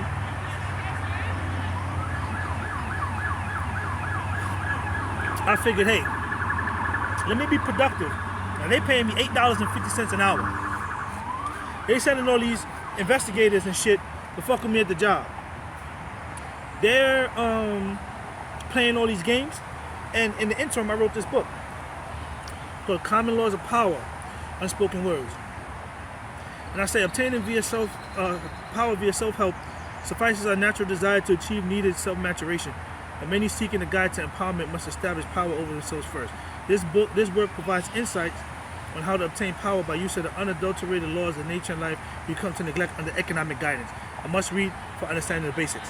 So what I also want to point out, which is the psychological issue of the white people, most of them, is when you're a nigger and you're so intelligent, now you become the bigger threat. So this nigga, this dumb criminal nigga done wrote a book. But the nigga didn't just write a book, like Donald Goines, oh, she sucked my cock, I pimped that hoe. What I did was, I penned it under the Consolidating Resources Conglomerate. Because what we need to really do, especially in the poor circumstance upon poor people, is start consolidating our resources. Because all we do is just give our resources away. And they look at us as human resources, right? We're all human resources. Everything's a resource. So if you start consolidating your resources toward a goal, then that's the best thing to do. Now, I published this with Author House in Bloomington, Indiana, 1663 Liberty Drive. Right? And when I would drive trucks and go out to Indiana, I would get accosted by the local whites who treated me like shit because they all kind of know about me and know about the book.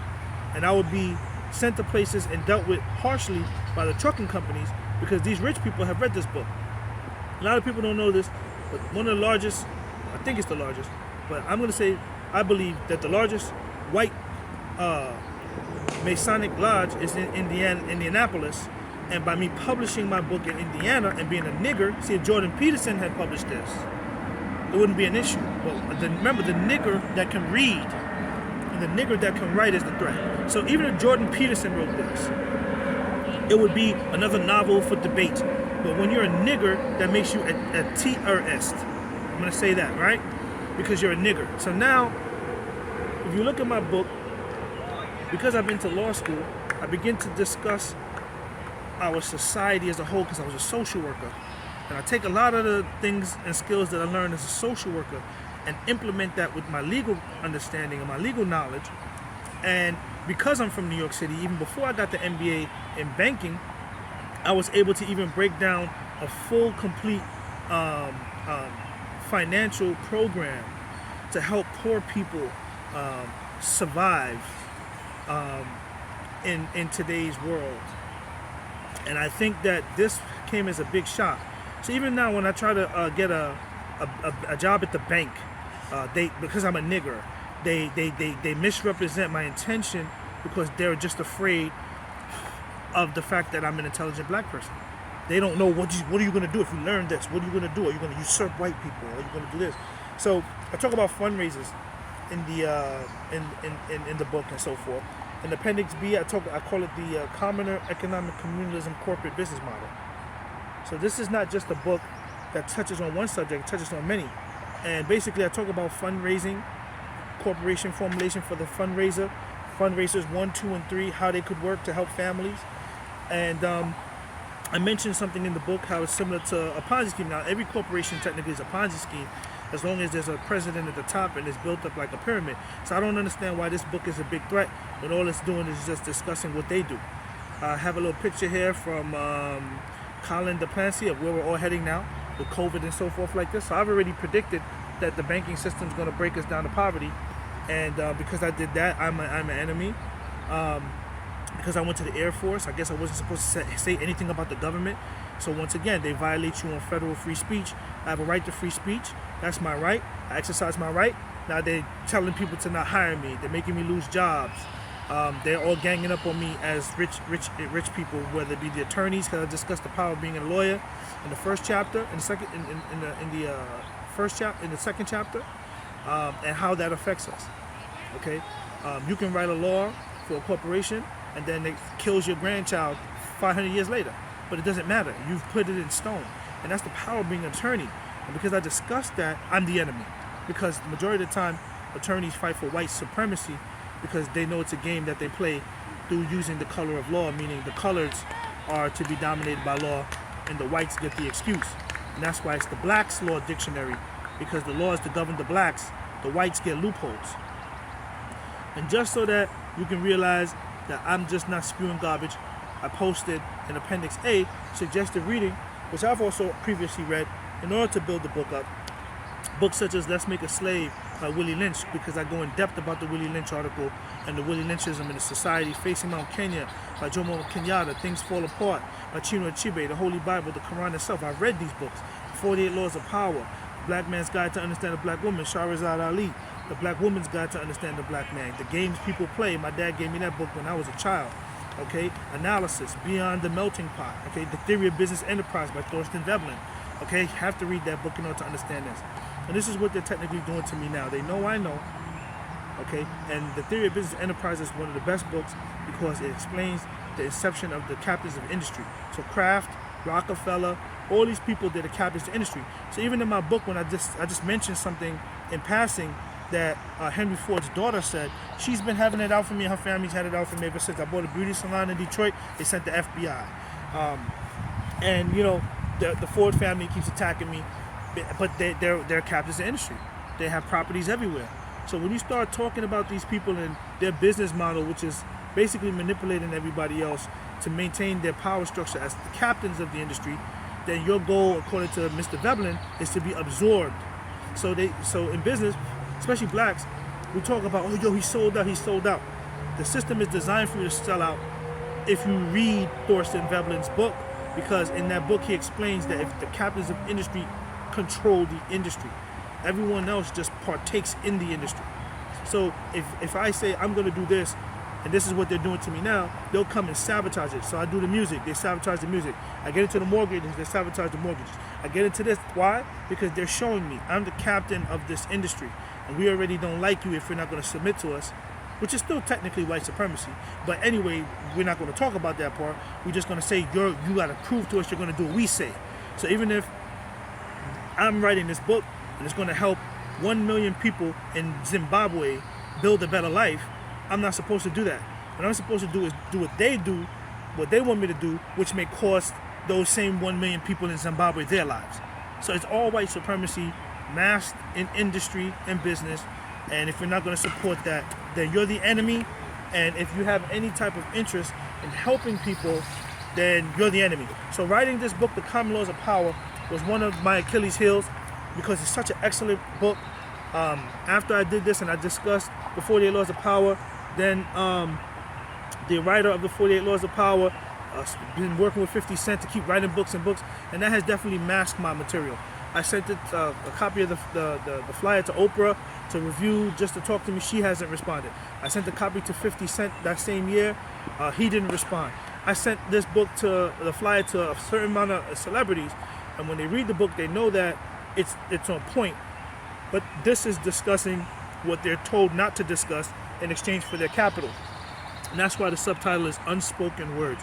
Because what I'm talking about in my book is what people need to be discussing to make the world a better place, but they're being paid not to discuss it because that's how the elites maintain their power as captains of the industry.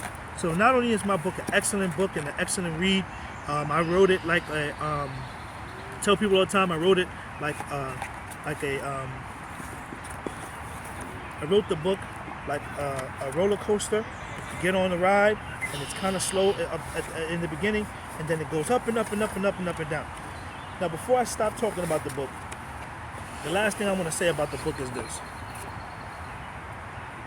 The problem with the book is not the book itself. The problem with the book is that there's a lot of people who know the truth of the book, and they feel they're going to lose profitability. So this is another reason why they've been keeping me from working me without paying, trying to get me arrested and all type of garbage. Because when you publish a book, the copyright to the book, if it's not a corporate writer, dies with the owner. So if they can kill me, get me to kill myself, then the book is buried. And that's how these people operate. So they're actual murderers and killers, and this is who they really are.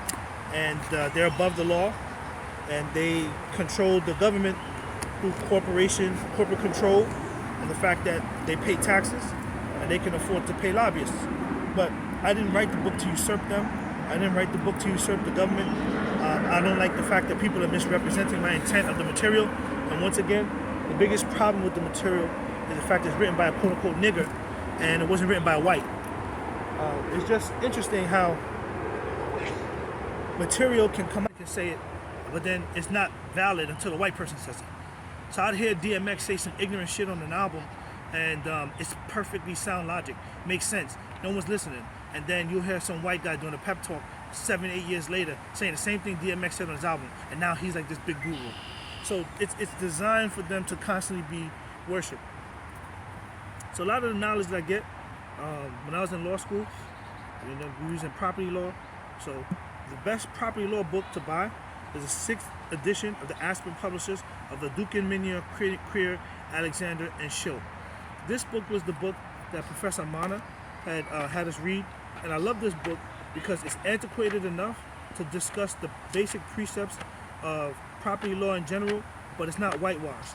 A lot of the new law books in law school, because they don't want you to read these case law books, they want to give you the law in a watered down fashion where you're getting the law and the gist of the idea, because they know all you're going to do at the end is just do practice. You don't need to truly understand the law of discovery, property possession by discovery, capture, and creation to be a law attorney. What you need to do is understand statements, how to read the mortgage paperwork, how to do the transfers of the capital, process that paperwork, make sure everybody signs on the dotted line, and then how to do closing statements. Or if you're going to be a litigator, then you want to understand how to litigate in general, which you can apply to contract law, torts, or any other form of law. So this really has nothing to do with understanding the basics of how the nation was created and all that stuff. So by her choosing this book, and if you've been to college before, you'll realize that a lot of the books that are written are watered down. So I personally, as I mentioned when I was in law school to someone, I don't like books from the 1900s. The 1900s was a complete century of dumbing people down. All the books that mattered, for the most part, were written up until 1940. After that, this whole country and this whole world has become a dumbed down session where they're just trying to get you caught up in sex and money and drugs and violence and stupidity and keep you blind so that you don't become a competitor in industry. So when I first got to the law school, one of the most important cases is Johnson v. Emmentosh. And Johnson v. Emmentosh basically establishes the basis of the legal system, that the legal system is designed by a concept called discovery. That's why they say Christopher Columbus discovered America. When you're a little kid and you're in school and they talk about Christopher Columbus discovered America, you say, oh, he discovered America. Yay, he came and found it first. People debate that all the time. Well, little do they know is that discovery is a legal terminology.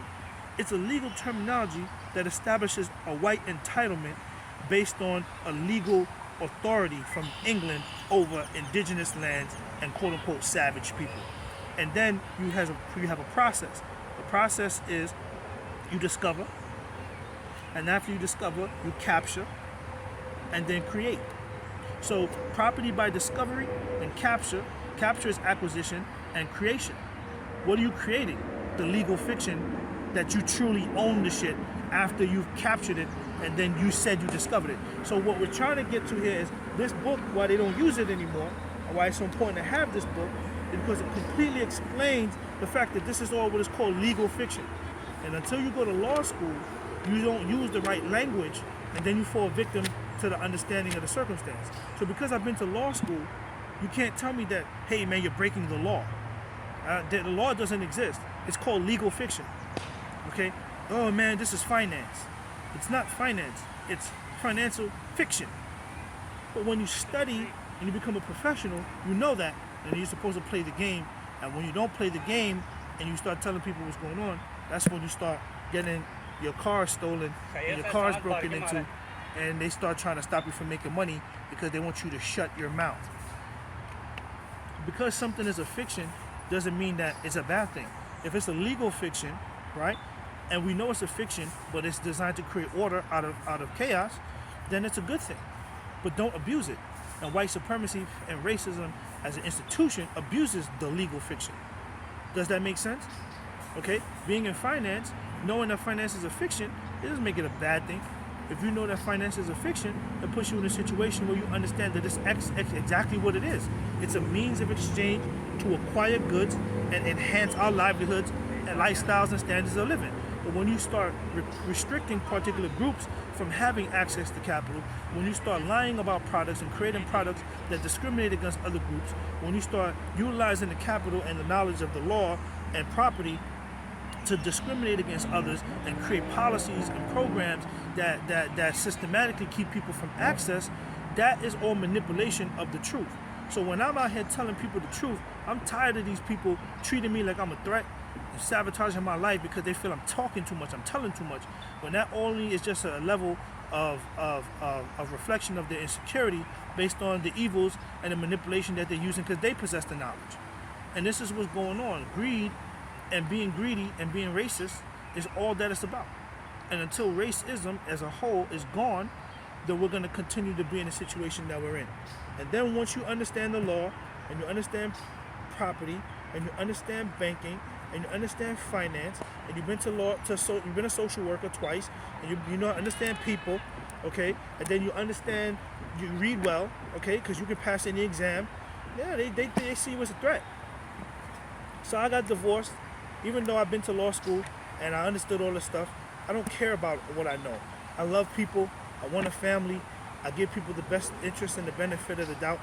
And the problem is that when you're dealing with people who aren't as educated as you, and they're caught up in competition and pleasure pleasing and people pleasing, and they got to please their mama, and their mama said this and that and all this other stuff, then it puts you into a situation where you got to deal with unintelligent behavior. And when you got to deal with unintelligent behavior, now you have to begin to exercise intelligence, and then when you exercise intelligence, people say, "Oh, you're taking advantage of people." So let's say, for instance, I'm with a woman, and she disrespects me, and she is able to use the marital contract to take all my shit, because what a lot of women do, they'll get with the guy, they want to sleep around, they don't want to be married no more, the novelty's worn off, the marital, the wedding is over, and then they find themselves into a situation where they're tired of just being chained down because they used to run in the streets dating, sleeping around and do what they want to do, right? Then they start doing stuff to encourage the man to sleep around. And as soon as he has sex with somebody one time, they're down at the courthouse filing the divorce action to take half, okay? They get the house more than likely, especially if they have children, and then they find themselves leveling up. Even if it's lateral level up, they don't got to deal with you anymore. They got you paying them as a slave, and then they find themselves in a situation where you're slaving to keep them sustained. And they'll do it 2-3 more times, and now they can start a business, they make $1 million, still take your money. You see what I'm saying? So remember, as I mentioned in my book, the female is the key to sound economics, according to Willie Lynch, okay? And that's just the basis of the whole financial and slave paradigm. Because if the female is the key to sound economics, then it's all about the economics. And it wasn't until I got my MBA in banking that I basically learned that the legal fiction was created to sustain the financial fiction. Because I learned law first and not finance first, I always thought that the financial fiction was there to sustain the legal fiction. But that's why every time you go to the court, they're charging you. They're charging you because they want money. So the legal fiction is created to sustain the financial fiction. So why am I mentioning all of this right now? So I'm in law school, and we get to a certain part of the book, and I just had the page. And the professor says, we're going to go from this one to this one, and we skip a whole bunch of pages. But because I'm an ignorant, intelligent, studious person, I said I'm not going to skip it. I'm going to just go straight through. And what I stumbled upon was marital property. And she intentionally skipped over that because when you start discussing marriage and marital property, all attorneys that are studious understand that marriage is in the best interest of the state. The reason why marriage is in the best interest of the state is because it's designed to take everything from the marriage. So if you build $1 million worth of stuff and you find yourself in a situation where you break up with the person, majority of the time the court's going to order liquidation, which is sale. If the court orders liquidation or sale, then you find yourself into a situation where you both lose. And that's why most people who get married and they wait and hold on to please socially, they break up. And after 10, 15, 20, 30 years, they still don't have anything. And they're starting back over, or they're broke, or they're living in a condo, because the whole point of marriage is to liquidate the assets of the marriage, which puts the people back into a position where liquidity in the market is restabilized. And that's exactly why they allow women to start buying real estate, because they wanted to put the real estate into a position where, we know if a guys get the houses, they're probably going to find a way to keep them. They're going to fix the roofs. You know, they're going to do what they're supposed to do. But as a woman, she's going to say, oh, well, I'm not going to get on the roof. I got to call a plumber. That's expensive. I don't need a husband. I got my job, but then now I got to spend 30 grand on this roof. And then I got to spend, and now she's going broke and she loses everything. And that's what keeps the market liquid. So I'm reading the book, and she skips over this section, and I get into it, and it begins to talk about the 1970s Marital Property Rights Act. And basically it's saying that since the 1970s, right? Since the 1970s, they've allowed women to have the right to own property. But it breaks down the fact that women could not legally own property before that. So they had to get married to own property. So this federal Women's Marital Property Rights Act allow women to own property, but then the basis of the marital contract, which is explained in the case, is that women got married to enjoy the use of property and the benefits of property. If men can only purchase property, she ain't gonna have no place to live in unless she's married. So by getting married, she would have to provide something, and he would provide the benefit of land ownership and use. And therefore, what the real question is, what would she have to provide? And by law, she's supposed to provide a domestic service. By law. So if you're supposed to provide a domestic service in exchange for land usage, but then now you're able to purchase land, that makes the actual marital contract inherently null and void. So therefore, because I've read the material and I understand that the marital contract is fraudulent in its inception, it's bilateral in its creation, and unilateral in its execution, it is definitely a document of fraud, coercion, duress, and manipulation, because it's not in the best interest of the parties, it's in the best interest of the state. And now that I documented that, and in my second divorce, I documented it after the first judge was recused, so the second judge can screw me and sever my parental rights illegally for the second time. I alluded to the case law, provided the case law, and then she basically railroaded me out the court, showed pictures of my penis to all of the little children in the courthouse and the people in the courthouse, said that I'm a rapist, a child molester, and a smooth criminal, and filed it down at the clerk's office, turning the slander into libel. So this video is a small recap of my life, and the fact that when you're truly intelligent and you're black, and you finally understand that this entire system is all based on white supremacy and the maintenance of white supremacy, now you understand why they don't want blacks to become professionals. Now you understand why they don't want blacks to read books. Now you understand why I'm the big threat. They have to come and break up my house. They have to sever my parental rights to get me pissed off. Hopefully I go shoot up the judge. They have to go and move to New York. They have to break up my car, mess up my vehicle, keep you poor. So lastly, knowing all of this stuff, I was going through my first divorce in 2016, and I put myself in a situation where I did my second album. When I did my second album, it was called Consent or Conquest. So when you read this case law in the beginning, it talks about how the savage indigenous people. It's right here, brother. Right there, right there.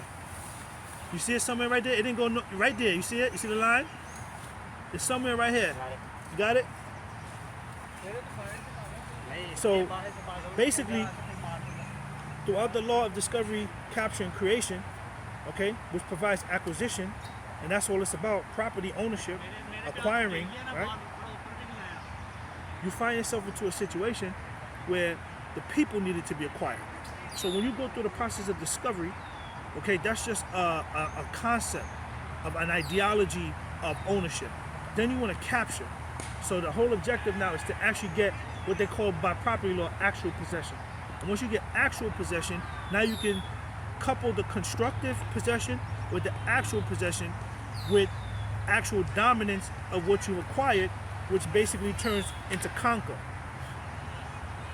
So in this case, when you have to deal with consent, the indigenous people did not consent to the United States of America. The indigenous people did not consent to the colonies. The indigenous, they were forced to. And William Penn was the person that Pennsylvania is named after, and William Penn is stated to have made the most money converting quote-unquote savages to civilians, or savages to citizens.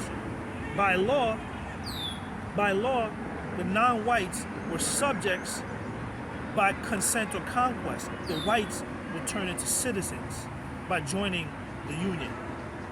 Does that make sense? Or joining the state, or consenting. So the whites always have an incentive to consent, and the indigenous always have an incentive to not consent, and then if they don't consent, it falls into conquer. And you see it even up to today. This case law was established from England and started this primary United States court case is from 1823. And from 1823 to now 2021, it's the same dictum, it's the same legal process, it's the same legal logic that if you're not going to support the white supremacy, okay, if you're white, you're more than likely going to support it. That's why if I'm a white attorney, I'm not studying this like that. I'm only reading it just to get through the test and then pass and then be a lawyer and then make money and then buy a house and take care of my family. But when you're black and you start reading this stuff and you understand why your family has lost everything, why your country is dilapidated, why your people don't have anything, and this is why they don't want minorities going to law school. And even if they do go, they only promote the women and encourage the women to go to law school, because when the women go to law school, they're at the same level as the white people. They just want to acquire, they're not there to study. So once again, before I shut off this video and move forward to talk about something else a little bit before I do that, this right here on page 311 called marital interests. You notice that they're lounging. So this is the era and the aura of the 70s. They're lounging in the chair, they're enjoying themselves, and they're basically looking at each other like we're a couple, we're together, but nigga, I don't need you. I can buy my own house now. So it's all about leisure and luxury, okay? It's not about commitment, dedication, cooperation. I got my job, you got your job, so all we gotta do is sit around and I can have my shit, and if I still get married to you, I can take your shit too. So, in essence, the Federal Property Marital Female Property Rights Act has usurped the natural order and the natural position of men and women in marriage. This is the primary passage in the book in regard to marriage contracts that they hated me for exposing in the court, which is why the first judge recused herself, and then Judge Powers came in and just basically railroaded me in the court because she knew that I knew what I was talking about, and I supported the sustained legal precedent to back it up. So here this says the common law marital property system. Common law marital property system. In the common law marital property system, the English marital property system, feudal in origin. Do you hear that? Feudal in origin. And that's why you can only marry one person and all that, because it's population control. Okay? Whereas indigenously, most men had more than one female anyway. So that would usurp the restrictions of the financial fiction, because you would get rich fast by using multiple people to get there, and then they have to get the legal fiction to sustain the restriction to keep the financial fiction going. So that's why they legalized gay marriage. They didn't legalize gay marriage because they give a crap about gays, but too many gay couples were getting rich real fast, and there was no check to the balance, or no balance to their check. So they were getting rich, they were creating LGBTQ communities, they were doing so well financially because they don't have children, and then there was no way to take the properties. But now that they got married, once they enter into the marital contract, because the marital contract is in the best interest of the state, now they can take those properties. My friend met a guy, he was going to frequenting this place, this coffee shop, and the guy said he was straight. He married a girl. He had a prenup because he's rich. He's one of the richest people in America. He got married, but he was smart enough to get a prenup. And then he divorced the woman, and that was that. What he didn't tell his parents was that he became gay, and after becoming gay now, he got married again, but he got married to a man and didn't have a prenup. Lo and behold, the relationship's not going well anymore with the guy. So I'm doing the recording, and every time I put it down, they keep shutting it off because they don't want me to tell you what's going on. Somebody's controlling my phone. They hacked it the other day. I gotta get another phone now. So anyway, I just reviewed the interests and rights and property from property law to discuss the marital contract. The reason why I'm doing this is people don't know, but then why I said it before was that when I went ahead with people in the past in my personal life, I knew all this stuff already. I just gave them the benefit of the doubt because I love people, I want a family. But when they start shitting on you and trying to make you look like a fucking dummy, then you gotta start exercising intelligence. You can't be a fool with a fool. And when you start exercising intelligence with a fucking fool, now you the oppressor because you knew better. And this is what they said to me in court, especially the second time. Well, he likes to go out with younger people to take advantage of them. No, I don't. I go out with anybody as long as they're gonna love me. But if you start trying to take advantage of me, and you think you're smarter than me, and you start disrespecting me, then I'm gonna exercise my intelligence, and because I've been to law school, then I'm abusing the women. So now I can't even be with a woman because I've been to law school now. This is just the feminism that trickles into these people's career fields when they get in there and they're just based on emotion, and they use their career field to male bash men. So I had just did this. I'm gonna just do it one last time because this is the crux of marital contracts and why they're in the best interest of the state and not in the best interest of people.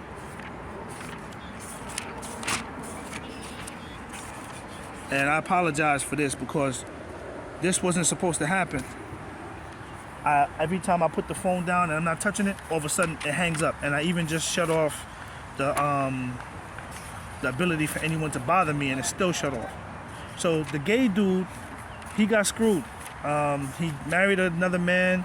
He married a woman, had a prenup, divorced her, it worked out. Then he married a man, didn't have a prenup, and then he got screwed. I think it was 311.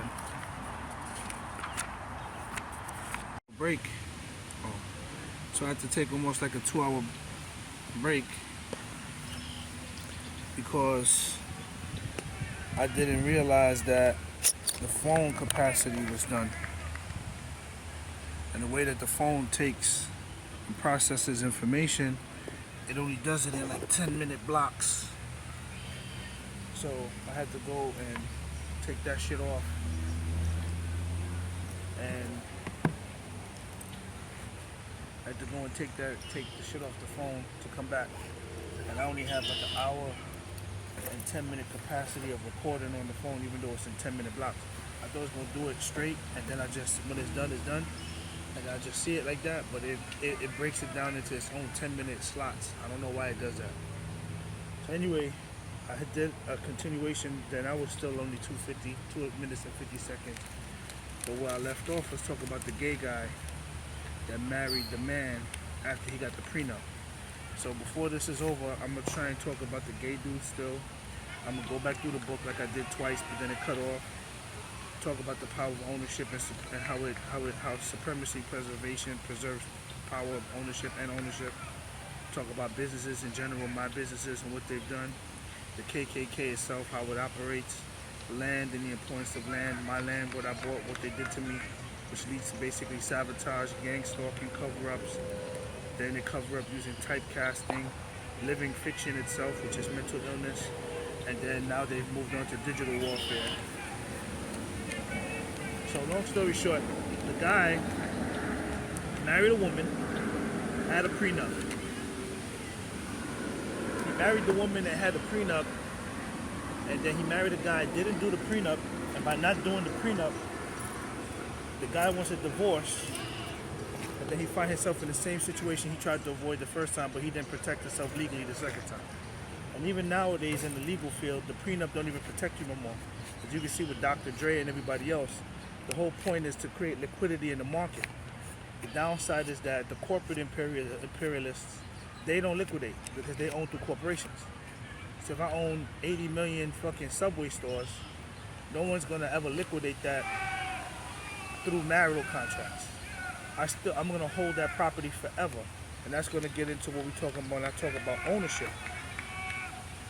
But before I jump ahead, So the gay dude, his family was livid because he put them in a situation where they can lose the majority of their wealth by not being protected by a prenup. And at least even in a homosexual relationship, he would have been able to protect himself with the prenup. Whereas in a heterosexual relationship, as you can see, the women are claiming that they were under duress, coercion, and that the fact that they actually bore children for the man puts them in a situation where that's justification for what they're asking for, whereas in a homosexual or lesbian circumstance, if they don't adopt children, it's just a clean-cut separation with the prenup. So I'm not a dirty person. All this shit is coming down. It looks like cotton. And it's been coming down in the park. I'll be coming here to work out. I'll be seeing it. I don't know what tree this is or what plant it is. So if it's all up in my hair, I ain't dirty. I didn't even realize how much it was. 45 minutes later, I was sweeping out my hair. So anyway, I discussed marital interests, and it says, out of the medieval period in Europe emerged two different systems of marital property. One was the English system. Its fundamental principle is that the husband and wife have separate property. Ownership is given to the spouse who acquires the property. Okay, and then the other was the continental system of community property. Community property rests in the notion that the husband and the wife are a marital partnership, a community, and should share the bequest equally. Okay, and then I began to talk about the importance of the marital property, women's property rights. So the most important part of this portion, which the professor has skipped, and I don't know why, because it would give some perspective to the young women in regard to their position in society naturally. You know, most women, they get a career, and then after like fucking 5 years, and they rack up all the debt, and the novelty wears off, and they got to pay for all the shit that they purchased. Now they want to get married. They don't want to get married when they shopping and sleeping around and having a good time, but when they're getting close to that time frame where they can no longer have children, and then they turn around and see they got the mortgage and got this and that and the other. Now they want to get married. Downside is they want to get married, bring a guy into their house, and then have him help them pay off all their shit, and he has no say and was never part of getting all that debt. And I went through that with the second wife. The first one, she didn't have no education, high school diploma. I loved her to death. I tried to help her, build her up. She chose to be with her family and stayed down. Second one, she was educated and all that, but she's an educated fool because she don't know how to balance debt.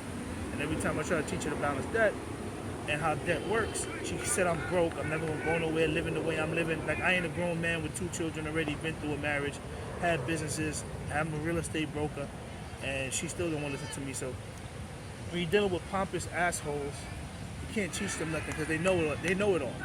But the underlying problem was always the same.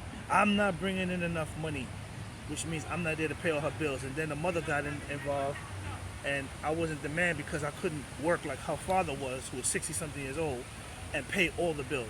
So the mother encouraged her to even dump me in her own way by creating discord in the relationship, and then basically kept telling her, I'm not the one, she fucked up, her dad wouldn't approve of this, all type of hate. Why? Because she didn't marry some nigga that would just come in, pay all her fucking bills, go to work, shut the fuck up, and let them just watch TV. Well, welcome to the real world. You fight for equality. The federal government gives you the right to own property, which is why most women, even if they come from different countries, as soon as they come to America, they never want to go back home because the law is protecting them as women, as a class, allowing them to not have to provide a domestic service, allowing them not to have to be a part of a marriage as a cohesive community, giving them their own income to be spendthrifts in consumerism and consumption, and then they get caught up in what Willie Lynch says is the frozen psychological state of independence, which is psychology, and I didn't get into that. I get into that more in my book. So I'm going to try and move this forward. So here it says the common law marital property system is what we're under. English marital property system, feudal in origin, right? So it means you ain't really supposed to go nowhere using that shit. Mirrored the need of the patriarchal land class to keep their estates intact and under the control of a single male. That sounds good, but that's bullshit, because in the feudal system, the kings and the lords have land and title. The actual feudal serfs have nothing. So this is how you whitewash history when you write shit. A married woman was to be supported and maintained for her entire life, but she was not entitled by and large to exercise ownership. Okay, her property relationship to her husband was one of dependency. So in essence, that's what the woman's fighting for. I don't want to be dependent. I want to be dependent. I want to have my own. I want to have my own. So we're going to get to why the marital contract itself is null and void in its inception. And like I always tell people, it's bilateral in creation and unilateral in execution or dissolution. So at the instant of the marriage, the woman moved under her husband's protection. Now this is what marriage is supposed to be by law. This is what the legal marital contract protects. Instant of a marriage, a woman moved under her husband's protection or cover, all right, becoming a femme covert. She ceased to be a legal person for the duration of the marriage. Husband and wife were regarded as one, and that one was the husband. Except for clothes and ornaments, all the other property of the wife was the property of the husband. Although the notion that the husband and wife were one flesh did not push the logical extreme of depriving her of the title of the real estate property, the husband had the right of possession of all the wife's lands. Okay, that right, known as jure iuxoris, was alienable by the husband and reachable by his creditors.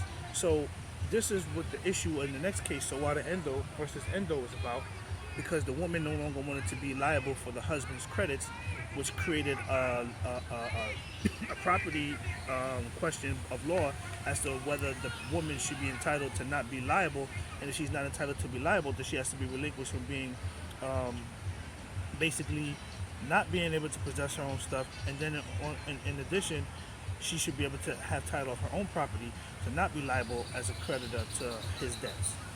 So it says the Married Women's Properties Act, prompted by a desire to protect a wife's property from her husband's creditors, as well as to give her legal autonomy, did not give the wife full equality. And I had said this when the video cut off. Equality is a concept. Legal autonomy is a reality. If the law tells you that you're autonomous, you can do whatever you want, go wherever you want, buy whatever you want, that gives you complete freedom, which is a form of legal equality. So full equality would be something more to like, I don't know what that is. That's just like some type of emotional dictum in the language. So to me, if you have legal autonomy and the law is behind you, you have full equality. Full equality in regards to a social paradigm where she'll get a job and the boss will pay her less for the same job that she's paying a white male. That's what they're actually referring to, and that's what white women were fighting for all this time with the feminist movement. Black women couldn't own anything, black men couldn't own anything, and anything that they did, and the local whites would always find a way to take it back through government. So I don't see how this issue was a black people's issue, but the black woman holds dearly to the pain of the white woman and the fact that she wants to own property. And the black man stopped her somehow. I don't know. So anyway, it says, this is the crux of a marital contract. It says the husband employed outside the home, which was the norm, remained the head of the family and owed his wife a duty of support. His wife, mistress of the house, and in charge of rearing the children, owed him a domestic service. So the nature of the marital contract is the woman provides a domestic service in exchange for use of real estate and the household. She takes care of the household and the children, which is her domestic service, because the husband is supporting her by remaining the head of the family and being employed outside the home.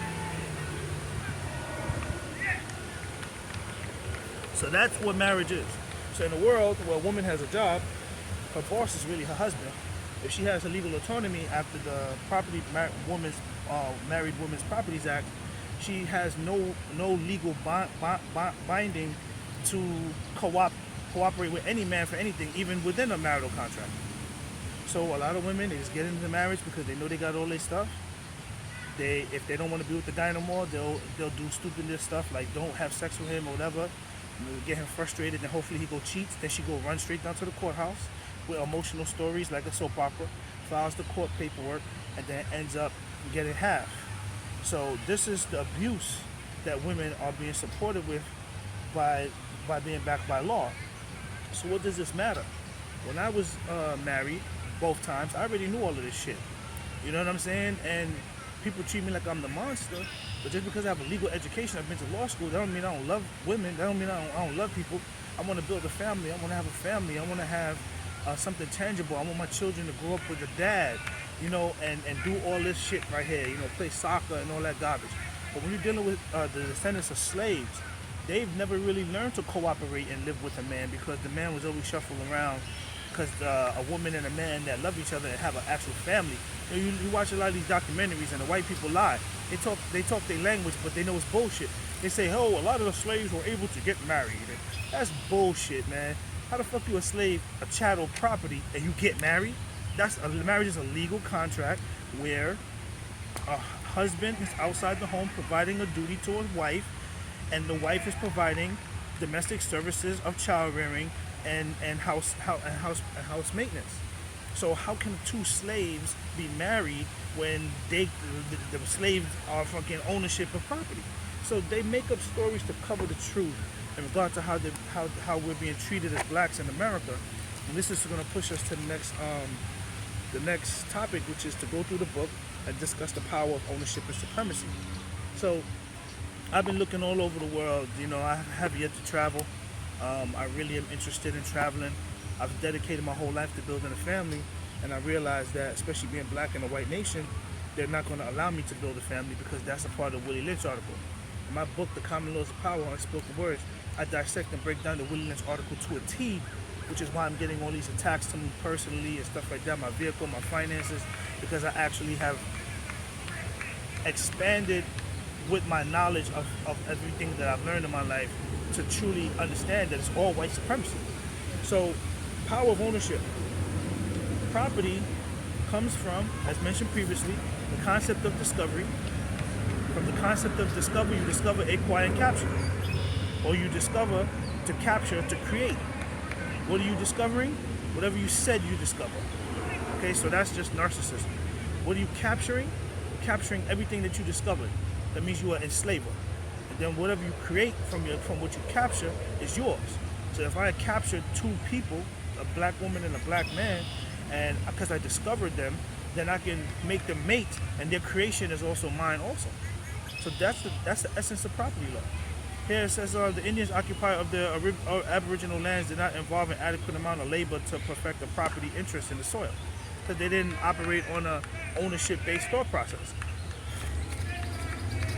His arguments helped frame the direct later liberal debates in colonial America on the natural rights of the European agriculturists to dispossess tribal societies of their land base. Robert A. Williams, Jr., The Medieval and the Renaissance Origins of the Status of the American Indian in Western Legal Thought. Notice how this Mr. Robert Williams delves into the thought process of these people that are discussing this thing, because the concept of discovery is a narcissistic illusion. And that's what we're going to discuss in a minute in regard to the fact that the entire system is a fiction. And that's why you can't never win with them, because they got the right, these people have the right to kill you, you can't kill them. They have the right to rape you, you can't rape them. They have the right to punch you, you can't punch them. They have the right to do anything they want to you, but you can't do it back to them. They have the right to break in your house and steal your ties. If you can't break in their house and steal it, they're gonna find a way to justify. Well, we listen to his music. So in 2016, when I was going through my first divorce, my first divorce, I wrote an album when I was homeless, and I called it Consent or Conquest.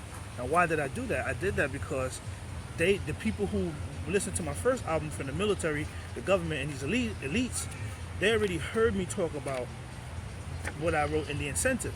And just to talk about my music, I did two albums, The Incentive and Consent and Conquest. The first one was like a Lauryn Hill album.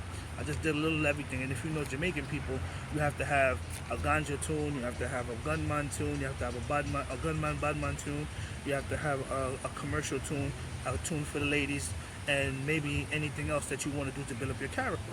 So that's basically 5 genres of dancehall music. Okay, reggae music is different. So a lot of white people understand reggae, but they don't understand dancehall because they don't listen dancehall unless they're from Germany and shit like that.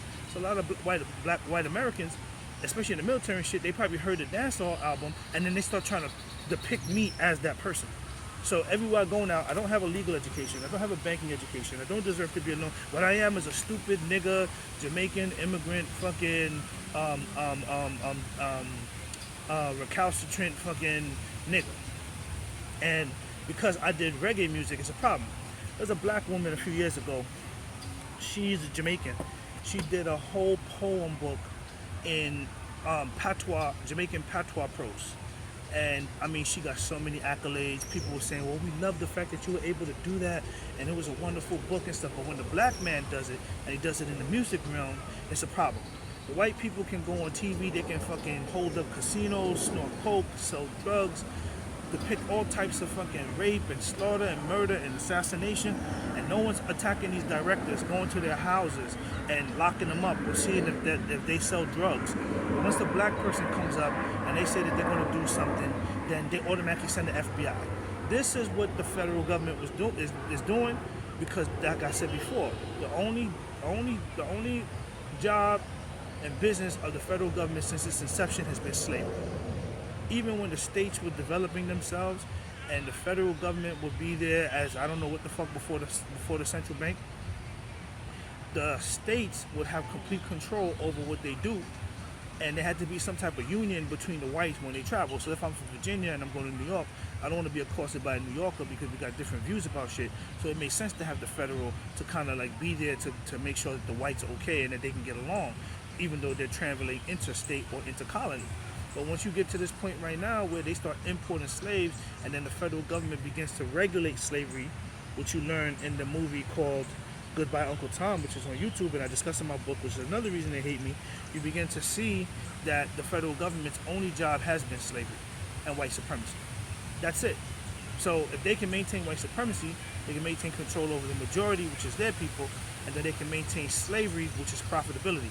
And like I tell people, the only reason they brought blacks there was to work and slave. Once they started making machines, and they don't need blacks to work and slave no more because they're kind of still too close to the house, or they're getting too numerous and they may revolt and rebel, which started to happen. The only thing they need them to do is die, go to jail, and continue to labor. So the only way that you can do that is through lynchings, which is killing them directly. Send them to jail for criminalizing them, for not having no property, no assets, no ownership, or keep them working. And that's all the federal government and their policies are designed to do. So even if they get taken over by central bankers, they get taken over by whoever the hell banker you want to talk about, their goal now is to pass the bill, pass the buck. So let's say, for instance, somebody wants to come to me and they tell me to bear 80 million pounds of weight. I don't want to bear that. What I'm going to do is get a mule, right? I'm going to get a mule to do that shit. So now, even though, let's say the guy's going to pay me $100 million to go 5 miles with 100 million pounds of lead. I want the money. So the first thing I'm going to do is I'm going to write the contract up and say, hell yeah, I'll do it. Hell yeah, I'll do it. I ain't trying to carry that shit myself. My first goal now is to find out who I can pawn this on, who I can pass the buck or pass the bill to. And that's all they do here. They'll borrow money from their whatever banking system or creative whatever. Then when it's time to pay it off, they use the blacks. And that's what's all going on right now in the economy. They mad because blacks don't want to work no more. Blacks ain't been wanting to work no more. Blacks been wanting to build their own businesses. And that's why they took down Malcolm X, because every time he, you know what I'm saying, he started another LLC. And that's why when you go to Detroit, all them shops is messed up and stuff like that, because they knew that that was the economic center for the Nation of Islam. So they had to destroy it, create some issue by pulling away all the jobs, make the people go nuts, keep them in the city. They start revolting and burning it down like they normally do because they dumb and they don't understand insurance. The white people take the insurance money, run to the suburbs, reestablish the same business, cater to their own people, and now you're stuck in a slum that's burned down with nothing and no jobs. And then now they dump drugs in the neighborhood, and then now it turns into urban decay. And they've been doing this and doing this and doing this over and over and over again. And then when they finally come up with a desegregation decision, they make sure they got rid of the main leader. They killed Malcolm within less than 45 days of passing the 13th Amendment. And then once Martin Luther King decided to stand up too, because he felt bad because his homeboy got murked off and he left him for dead because he was a part of the Big Six, he turned around and stood up, and then as soon as he stood up, they murdered him. So then, like I said, these people have the right to murder. That's their number one solution. Murder, murder, murder, murder, murder. And all these police officers, all these FBI agents, all these CIA agents, all these whoever the fuck they are, they all getting paid to be down with them because they print the money, But then what they're really doing is is being enlisted to be pawns to protect the real murderers. Because it doesn't make sense that there's so many people out here that got billions and billions of dollars, and none of them can come around and come with a social plan to help people. Because the reality is, if you're black in a white nation, because this is established as a white nation, according to Johnson v. Emmentosh, right? Then you're going to be outnumbering the majority. So therefore, from the inception of the nation, we didn't belong here unless we're going to be slaves. So blacks don't belong here. And that's why they can shoot you down in the streets. That's why the police can do whatever they want. And as long as black Americans are always fighting for equality, you know why black Americans fight for equality? They fight for equality because they are the direct children of whites. Let me explain it. Almost everywhere else that you go in the world that has been colonized, the people were able to still amalgamate themselves with a local tribe, with a local culture. Here, the local tribes were killed. And even if you took that on, that has been disintegrated over time just by being here in general. So the majority of the time, the black American might go places, but he still don't feel comfortable. He still don't feel happy. He might go to South Africa and like the fact that he's around black people and all that shit, but then he still has tendencies of his master. And that's why they have to keep coming back here. Then they don't know where to go. Me, I'll fucking go wherever I want to go. The whole world likes me. The whole world likes my culture. Bob Marley made Jamaicans accepted all over the damn world. And I feel comfortable wherever I go. And I can relate to the cultures. And I don't have this hiccup where I will have an ego like the white man. Because an ego has no place in success and thriving. Okay? But I'm not saying other cultures don't have that. And a lot of people are like, what the fuck you talking about? That's why I hate this nigga, man. He's trying to isolate black Americans. Fuck you. But I just went through that in the South. I went down South. All I see is colored people. I loved them. I embraced them. They shitted on me. I was a northerner. They shitted on me. Oh, he's from Jamaica. You know, all these dumb, insecure hiccups. You know why? Because that's the same insecurities of the white man. So once you understand that these people have these insecurities of the white man because the white man is their parents, that's why they'll sell you out. I was down there a lot. I seen people trying to ask them to help me. They won't help me. They're not going to help me because their master is right behind them and is going to chastise them for not doing it. So that gets to talking about the power, ownership, and supremacy. I went ahead and I put down on 6 acres of land in Jasper County in Georgia. And when I went down to put down on the land and shit, I honestly, even though my divorce is over, I know what my credentials I got, and I know what my power is, and I know how intelligent I am. If I'm a master of business administration, I don't need a fucking mentor. If I'm a master of business administration, I can just start implementing my intelligence by reviewing my notes and do what I got to do. And once I started, when I was looking for jobs, they took the jobs from me. Okay, so that I couldn't get a job in hopes I would commit crime. And then once I started doing Lyft and it was turning to my own Uber and turning my own business, and I'm doing Lyft and it's my own business and I'm being successful, now they're getting scared and nervous. They're like, damn, he's not dependent on us. So what is he going to do next? And then when I start buying land, putting down on land in Mississippi, putting options on land in Mississippi, Jasper County, and by the lake, now they're like, damn, this nigga's like, he's blowing up for real, but he's buying real estate. And that's been the number one threat of the white man in America from the inception of this nation.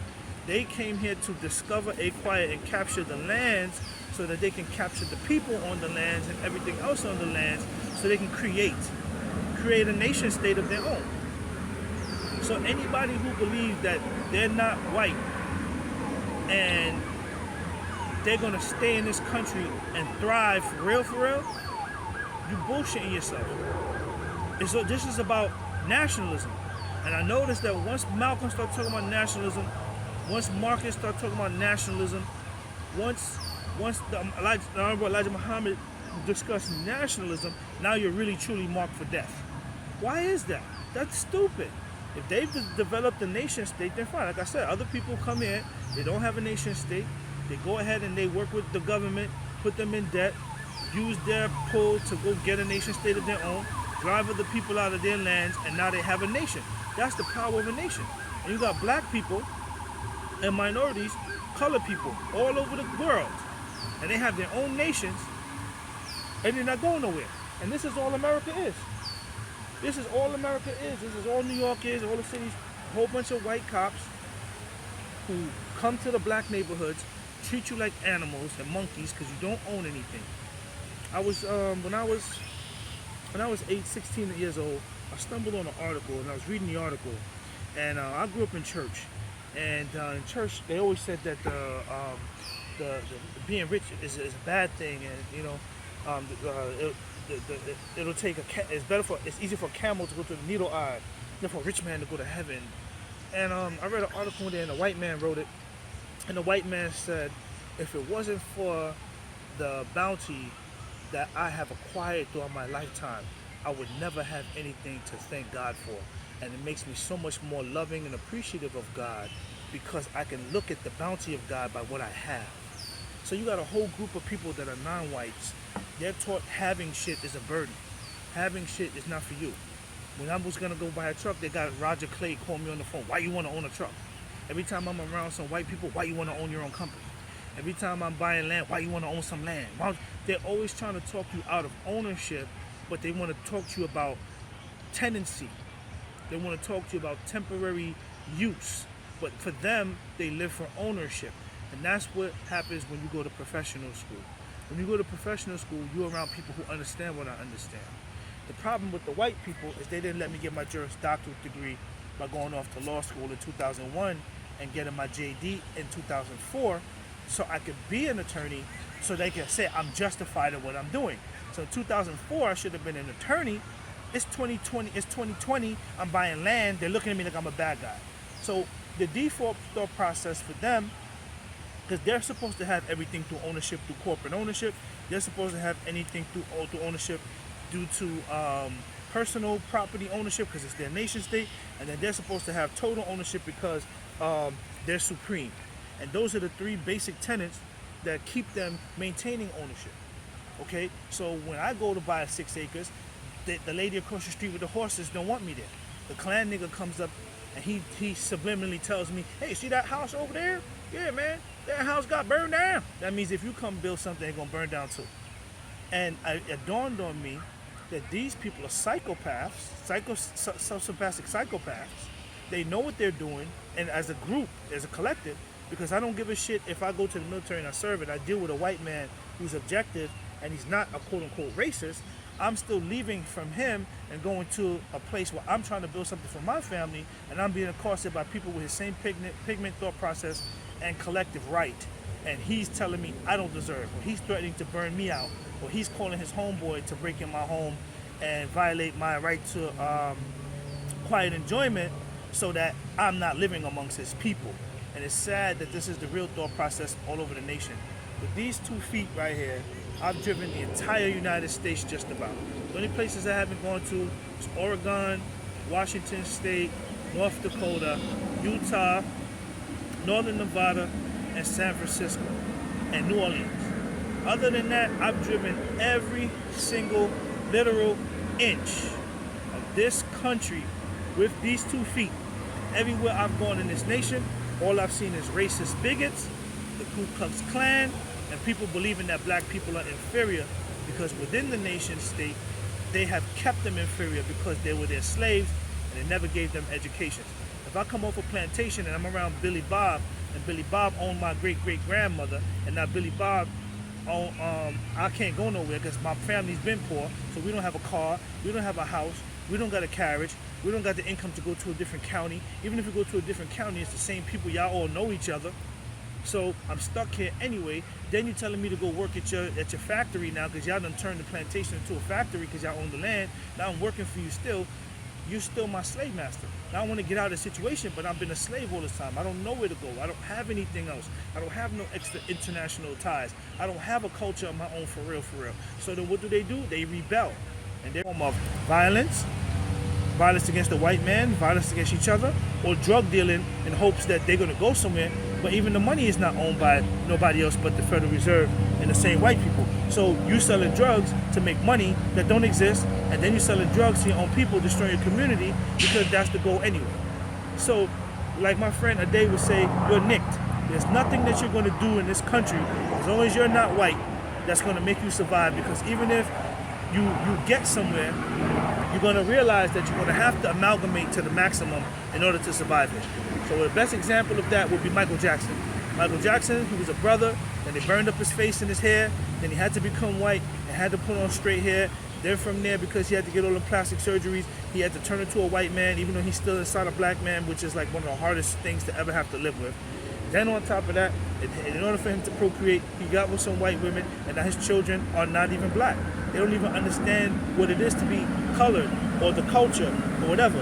And if I'm around the demographic of people and they have access to property, ownership, and the luxuries that come with it, I don't even want to associate myself with whoever is suffering, struggling, and doesn't have. And that's what they're going to do. They're going to graft out your DNA in 3 generations. So there's no way that you're going to survive as a black people, as a cultural black person, as a traditional black person within a white nation. It's not going to happen. Why?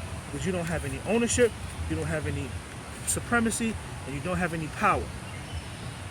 Now, they preserve their ownership through preserving supremacy. What does that mean?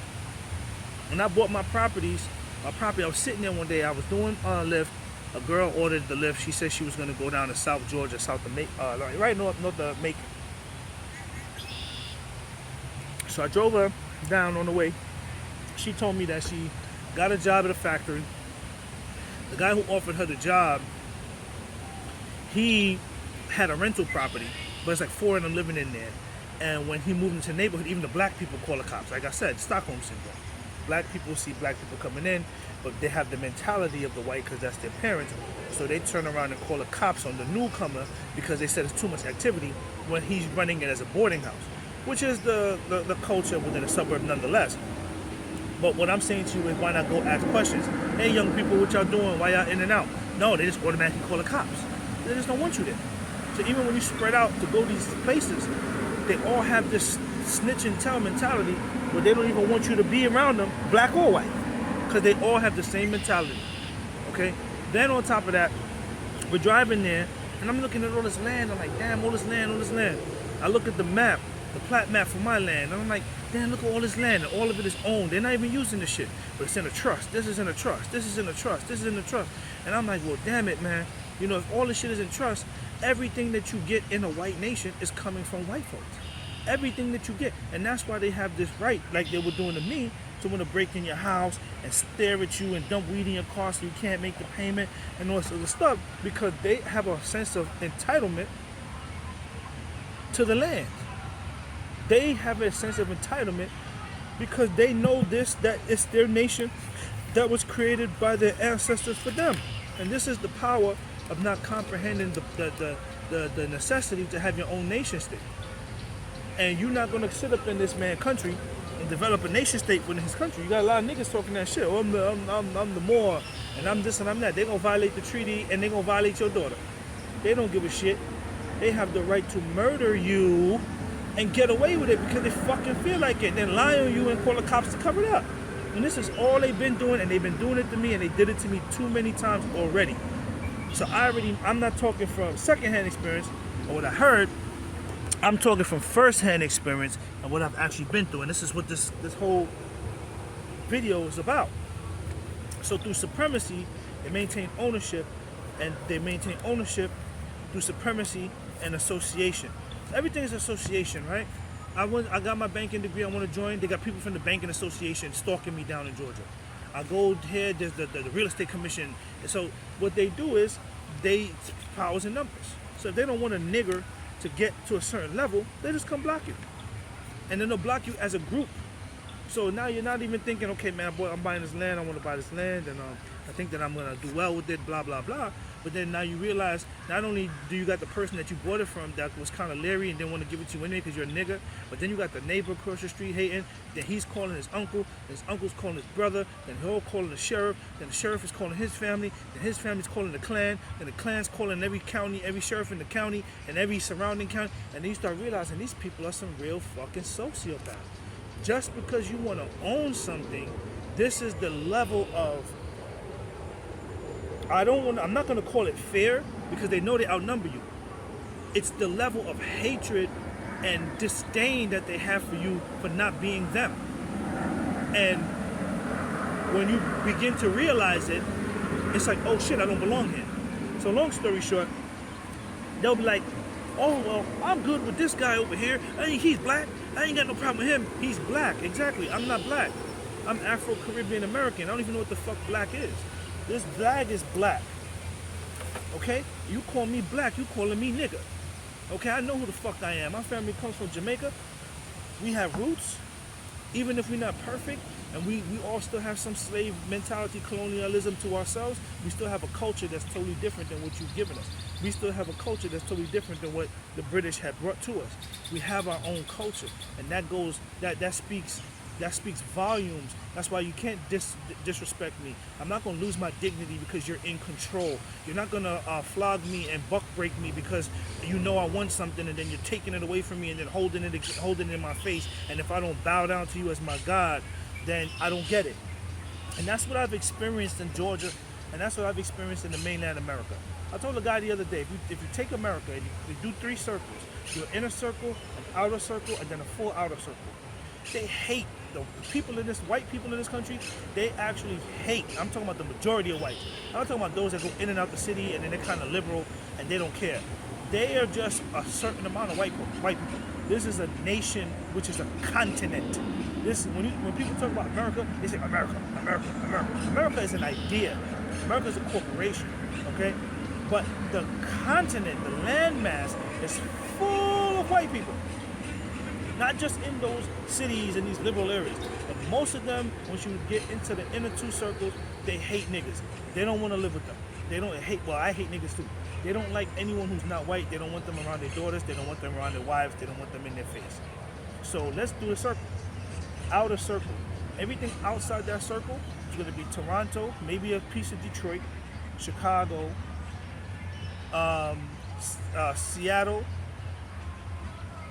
San Francisco, San Diego, LA, maybe New Orleans, but New Orleans is too south. It's too north. Maybe McAllen, Texas, because it's mostly Mexicans down there. Miami, and then round back around to New York City and Boston. So if you look at the nation, those are all the liberal places where you have the most liberal non-white people, and that's why they hate those people. I'm down in Georgia. I hate you. You're a northerner. Well, you from New York. I know how y'all are. How the fuck do you know how I am, you stupid hick? You stupid fucking nigga. How the fuck do you know who I am? You didn't even get to know me. You just talking shit. You're a small-minded faggot. If you want to know somebody, you talk to them. You say hello. You don't judge everybody based on what you think or what everybody does. And they got this group mentality shit about them, which is poison. Then you find out most of them are in the Masons, and most of them, so now they got a groupthink thought process. They got to be a part of the Klan. They got to be a part of the Klan Bureau of Investigation. They got to be a part of the Masonic. They got to be this. And niggas following them think it's the same thing. Black people have the Stockholm Syndrome shit where they believe once they get something from the white man, they've turned it into something that's theirs. As though the white man didn't give it to them when he was ready to give it to them to subjugate them. Like I tell people all the time, if I got 50 acres of land and I got 10 cows and I keep them on 5 acres, okay? Before I open them up to give them 10 acres, I gotta plant it. I still got 40 more fucking acres. They don't know that. So now they get I gotta prepare. I gotta make sure they got a feeding ground. I gotta make sure they got enough water. I gotta make sure that they got enough to roam. I gotta make sure that there's nothing hazardous to harm them. And then I open up the other 5 acres, and then now they got 10 acres to roam. So it's the same shit. And once these niggas get the full 10 acres, they running around sniffing every corner, thinking that they're going somewhere. When the nigga just opened the door for you because he planned it that way. And I can't understand why black Americans don't understand that they just being fucking moved around like fucking animals. And then they talk the most shit and they boast, I got my house, I got my... Nigga, you got that shit, you're not gonna keep it. Their whole system, their whole law, everything they do, you're not gonna keep it. I got my land. Nigga, they got Kodak Black as your fucking grandson's goddamn idol, nigga. They're gonna take that shit back one way or the other. They're gonna brainwash them, they're gonna mind fuck them, they're gonna fucking find a way to make them look like garbage, turn them all into prostitute whores. As long as they can make them look like shit and make them lose their sanity or lose their self-dignity, then they're all fucking fucked up. And that's what they're doing now. So your money's not gonna save you. The only thing that's gonna save you is your fucking culture. And when you're talking to the culture less, then they start getting angry, and instead of realizing that you're telling the truth and trying to help them, they turn on you. And that's why they had to get rid of Garvey. He had to get the fuck out of here. That's why the Southerners didn't like Malcolm. Because Malcolm was a fucking Garveyite. I'm telling you the damn truth about what you gotta do. Niggas just gonna keep talking about the trinkets that they receive and how it ain't that bad because they got a trinket. So long story short, the power of ownership is basically preserved through supremacy. And if they all own all the land, then anytime you own anything, they gave it to you. And if somebody feels that they're entitled enough to give you something, they feel you owe them something. And that's what they want in exchange. They don't want you to be a business person. They don't want you to be self-sufficient. Then they don't own you. Even all the houses everywhere you go. I went to Jasper County. I got there was nothing there. It's all rural land, raw land. I love it. I want to build my own shit. That's too powerful. That's too powerful of ownership. But if I would have moved out there and bought a $400,000 house that I couldn't fucking afford, where I can get a job with this homeboy that's a mason, and then he called his other homeboy, and then they fired me in 4 years, then they foreclosed. Now they got my social fucked up. They use my social to sell the house on the secondary market the first time and make a profit, and then they can take the collateral back in and sell it again. And keep using black people as animals to keep profiting off of you like slaves of labor and slaves of ignorance, and then you still don't get shit in the long run. And this is what they do. But when you go out far and you use intelligence, they hate you. So I only use a little bit of my intelligence. I already know how to start corporations. Me and my boy Brian was starting corporations from fucking 2002. Okay, I already know how to run a realty. I've been in real estate long before I got a license. I was doing investing, and I have a real estate license, and I'm a broker. There's nothing I got to do but just follow the protocol, and that's what the real estate commission is there for. If I have any questions, I should go to the commission. If I have any questions, I go to the association and talk to other brokers. I don't need to work for a white man, and I don't have to have a white man over me as an overlord to do business. And that's what they were imposing. If you don't have a white overlord, then you don't deserve shit. And that's what they're doing again now too. I got all my vehicles, I got my car, I got my businesses, I got all of this money that I had. Everything was going well, making $1,600 to $1,200 a week doing Uber and Lyft. And all of a sudden they took it all from me because I didn't get it from a white man. And this is the supremacy associated with the power, the prejudice, and because they don't want you to do shit. Now businesses, started to get into the businesses. They don't want us to have businesses. Because if you have a business, business is a form of ownership. Now, they'll let certain people through. That's why every time a nigga wants to start a business, they come and run up to you. Hey, man, why don't you join the Masons, man? Why don't you join the Masons, man? We like you, we like you. Or why don't you join the Illuminati? Why don't you join this? Now, I have no problem with organization because organization is the best thing to survival. But when the organization is solely based on people with billions and millions of dollars who already been profiting from slavery, re-enslaving you by buying you off, so you can't build anything of substance for yourself, but you just build a little niche, and that's it, because they want to control you. Then how is that success?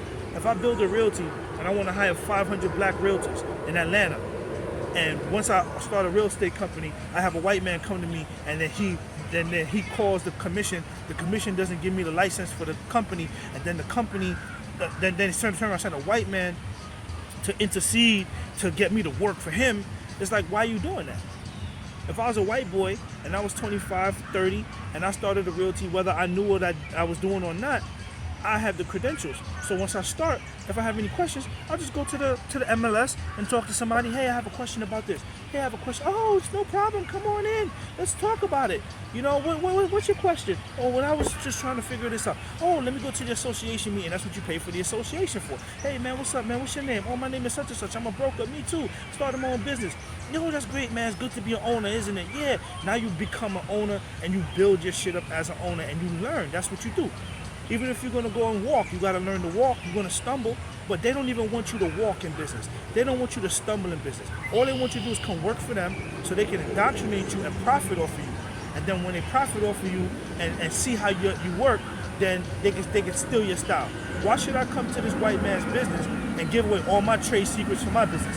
But as a nigger, I'm not supposed to have trade secrets. And this is the racism from the supremacy, and he's already in a position of ownership through business. And this goes back to the bigotry that a nigga's dumb. And this is the majority ideology of the people within the two circles within the nation.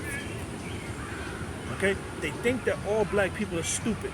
And everybody in DC and everybody who's an intelligent white man knows that there's a whole bunch of intelligent immigrants and intelligent black people outside the wide circle, Boston, Miami. So what do? They influx you with crime. They give you high taxes. They give you high inflation. They give you high rental costs. So now you can't go nowhere and you have to run around laboring for them. The entire United States of America is one big slave fucking factory, and the whites get a chance to skate through and you don't. The other day I was talking to my friend and I was talking to him about why it's taking so long for me to be successful. I should have been a millionaire over 3 times over. I started my own investments when I was fucking 22. the New York State took the $60,000 because I was chilling with my friends. So that makes me a drug dealer. See what I'm saying? Typecasting, which is going to be one of their tactics. Typecasting. You chill in the hood, so you're this. You're Jamaican, so you're that. And then you got to sit there and prove. The law says that you're innocent until proven guilty in a court of law. That's allegedly. Niggas are guilty until proven innocent, okay, in the court of law. And then we're also guilty until proven innocent within the society itself.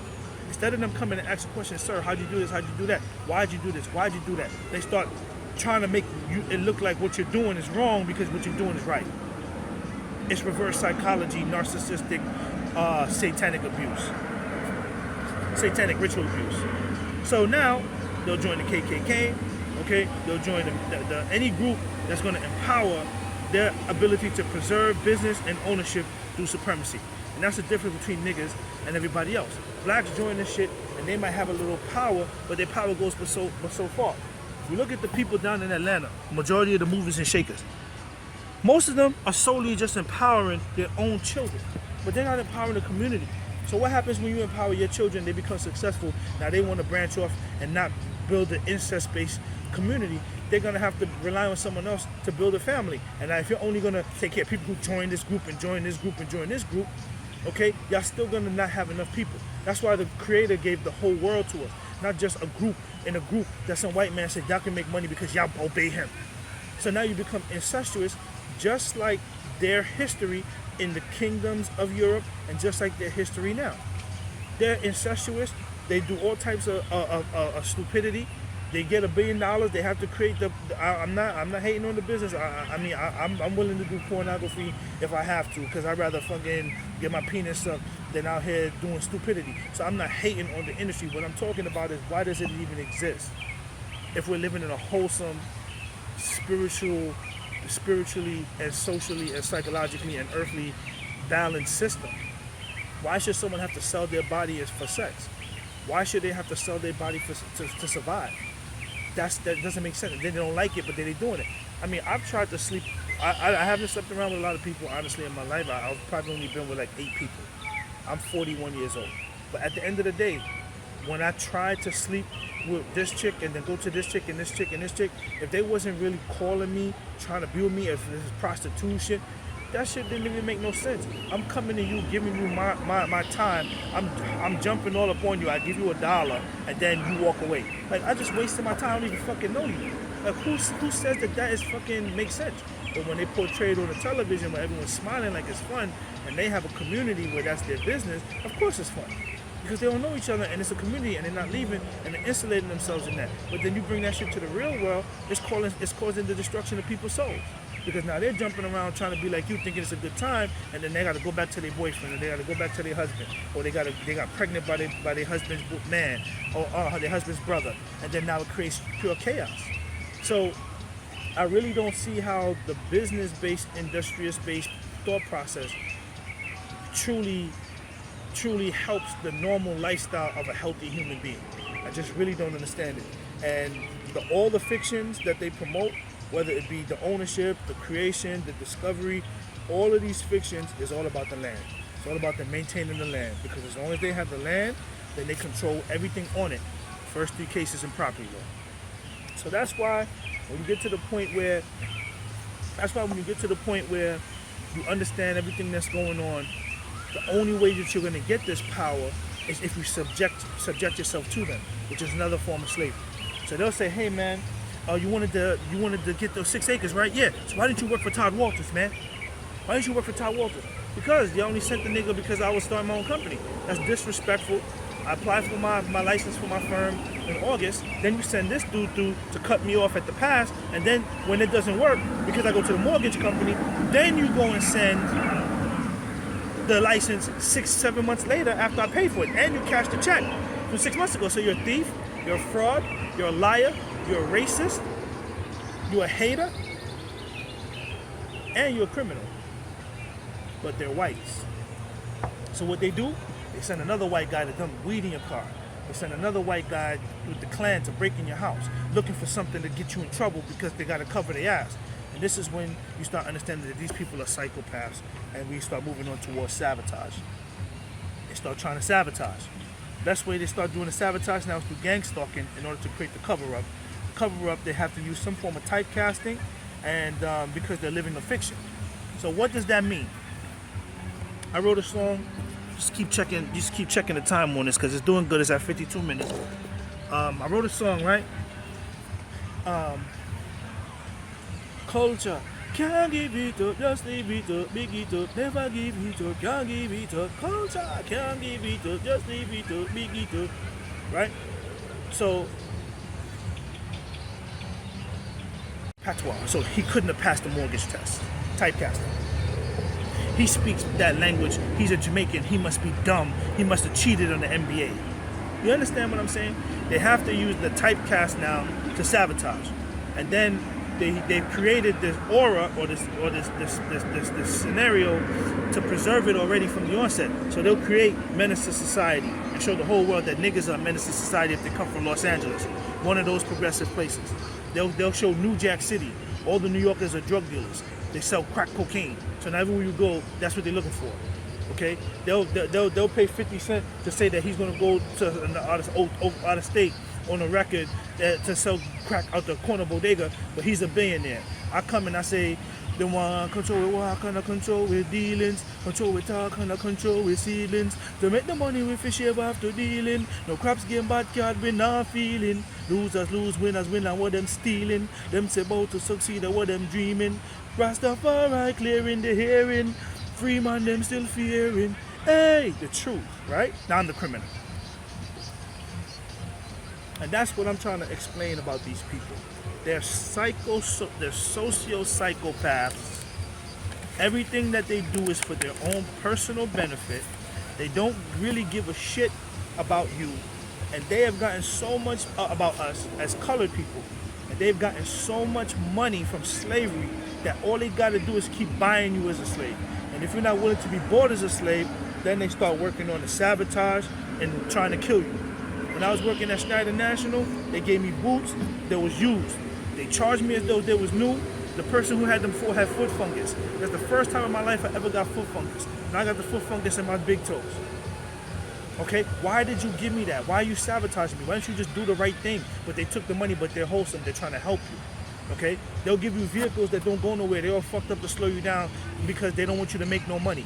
So they'll give you a vehicle with no compression and then wait till 3 months later to see if they can make a certain amount of money. Then they'll give you a vehicle with some better compression, and then they still cut you by not giving you the routing. Then they work you for another 3 to 6 months so that you don't have nothing. Then at the 1 year mark, they'll give you a lease option, or they'll give you a newer truck, and then they say now you can go somewhere. But then they done milk you for the whole year, knowing that you've been doing all this labor. All you have to do is get a CDL and go get your own shit.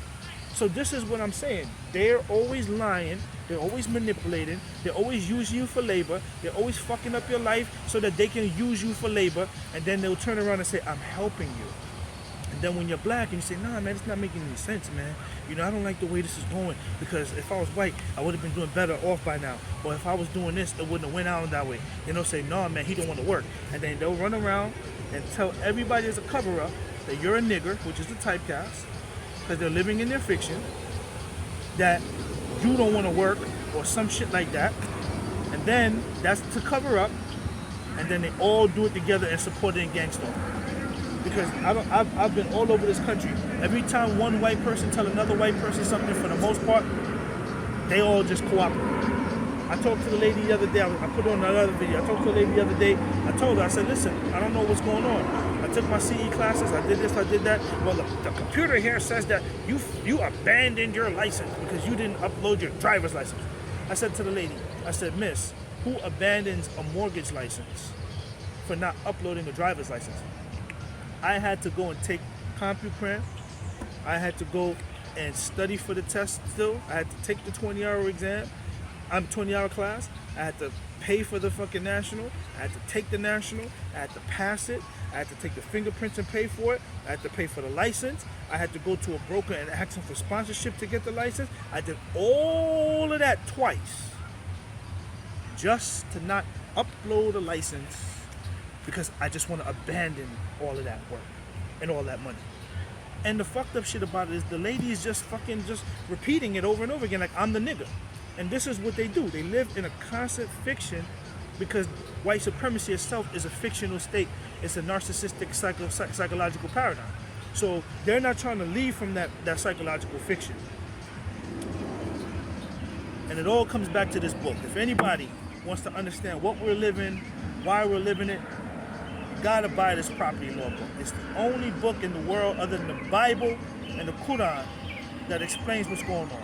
The Quran is an Arabic translation of African history and spirituality that they received from Northern Africa, more than likely the Ethiopians.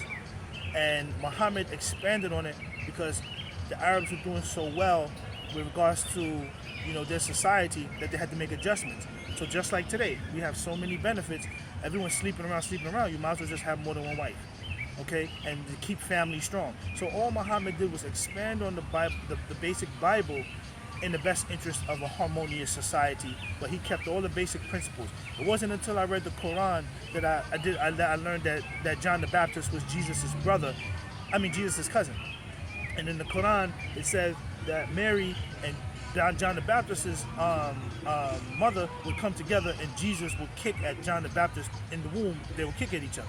So you learn things from different cultural perspectives because they had different translations, but it doesn't mean it's not the same material. So there's no difference between spirituality between a Muslim and a Christian unless it's whitewashed Christianity in order to create imperialism in the best interest of preserving ownership through business and white supremacy. All of this now to get to the crux of this, to get to the end of it, because I know the camera might fall off. I'm at 59 minutes. So a lot of people say, well, Brandon, what's going on? These people know that black people, quote unquote black people in their nation state, are not going to stay down for too long. Okay, they've already done the math. Every 20 years, your mind recalibrates to normalization. When you read the Willie Lynch article, which is very important to read, I break it down in my book, The Common Laws of Power, Unspoken Word. When you look at the psyche, their plan is for the slavery to continue forever. That's their forefathers' plan. And when you look at the people that are extremely rich on this planet, they're only practicing the same basic principles of their forefathers, but they've been doing it for such a long time that they're extremely wealthy and rich as a result of it. So now it becomes second nature. And it's gotten to the point where it's so toxic that they look at you like ants. If I'm a billionaire, I don't have to respect you. If I'm used to buying your people off, if I can go to the South and I can buy off a black nigga and then get him to rape another black nigga for $20 million, and then it's no longer about the money anymore. It's about a sadistic, narcissistic control psychology that I've absorbed because in this game that I've created, I'm the god. And that's why they create all these stupid games like Minecraft, and they created the stupid goggles life and shit. This is where these people are. They're so insulated from reality. They're so self-absorbed with the game that they've created because they've mastered the game. If I create a game and I play the game for 100 years and then let everybody else play, then I'm already ahead of the game. So once I get to the point where everybody starts playing, now it's a competition, talk about survival of the fittest, there's never gonna be a survival of the fittest. It's rigged. All that's happening is I'm getting so many other people to join the game so that I can be the master winner. Okay, if I just have 10 people playing and I'm already 100 years ahead, I'm in a situation where, okay, it's fun. You know what I'm saying? But if I get 80 billion people to play, now there's more liquid in the game and I get higher and higher and higher on the game. And that's all it is. So these people don't have no real attachment to reality. They living in the fantasy. If I can spend $800 million on an item tomorrow and just to have it, okay, that means I could have influenced people's lives. I could have helped people. I could have bought a country. I could have built somebody. I could have built roads. They're not doing that. They're buying simple shit that they don't fucking need. And when other people talked about it, they was marked for death. So I don't know why being truthful and being honest allows people to want to murder you. I've had people give me vehicles under their employ in North Carolina talking about they're going to give me a vehicle, then that shit don't got no brakes. I got it on the videos. Talking about how did you stop this shit? Because I be downshifting and I drive stick shift. That's why they be like, yo man, you want to drive trucks? Yo, why don't you try the automatic? Because I'm going to die in the automatic. Give me an automatic with no fucking brakes. I can't downshift. The automatic transmission gonna keep flinging me forward. Then I'm gonna crash and die. Then you gonna come around, sprinkle some weed on the fucking scene, talking about it's driver error and I was under the influence, and then I'm dead and I'm over.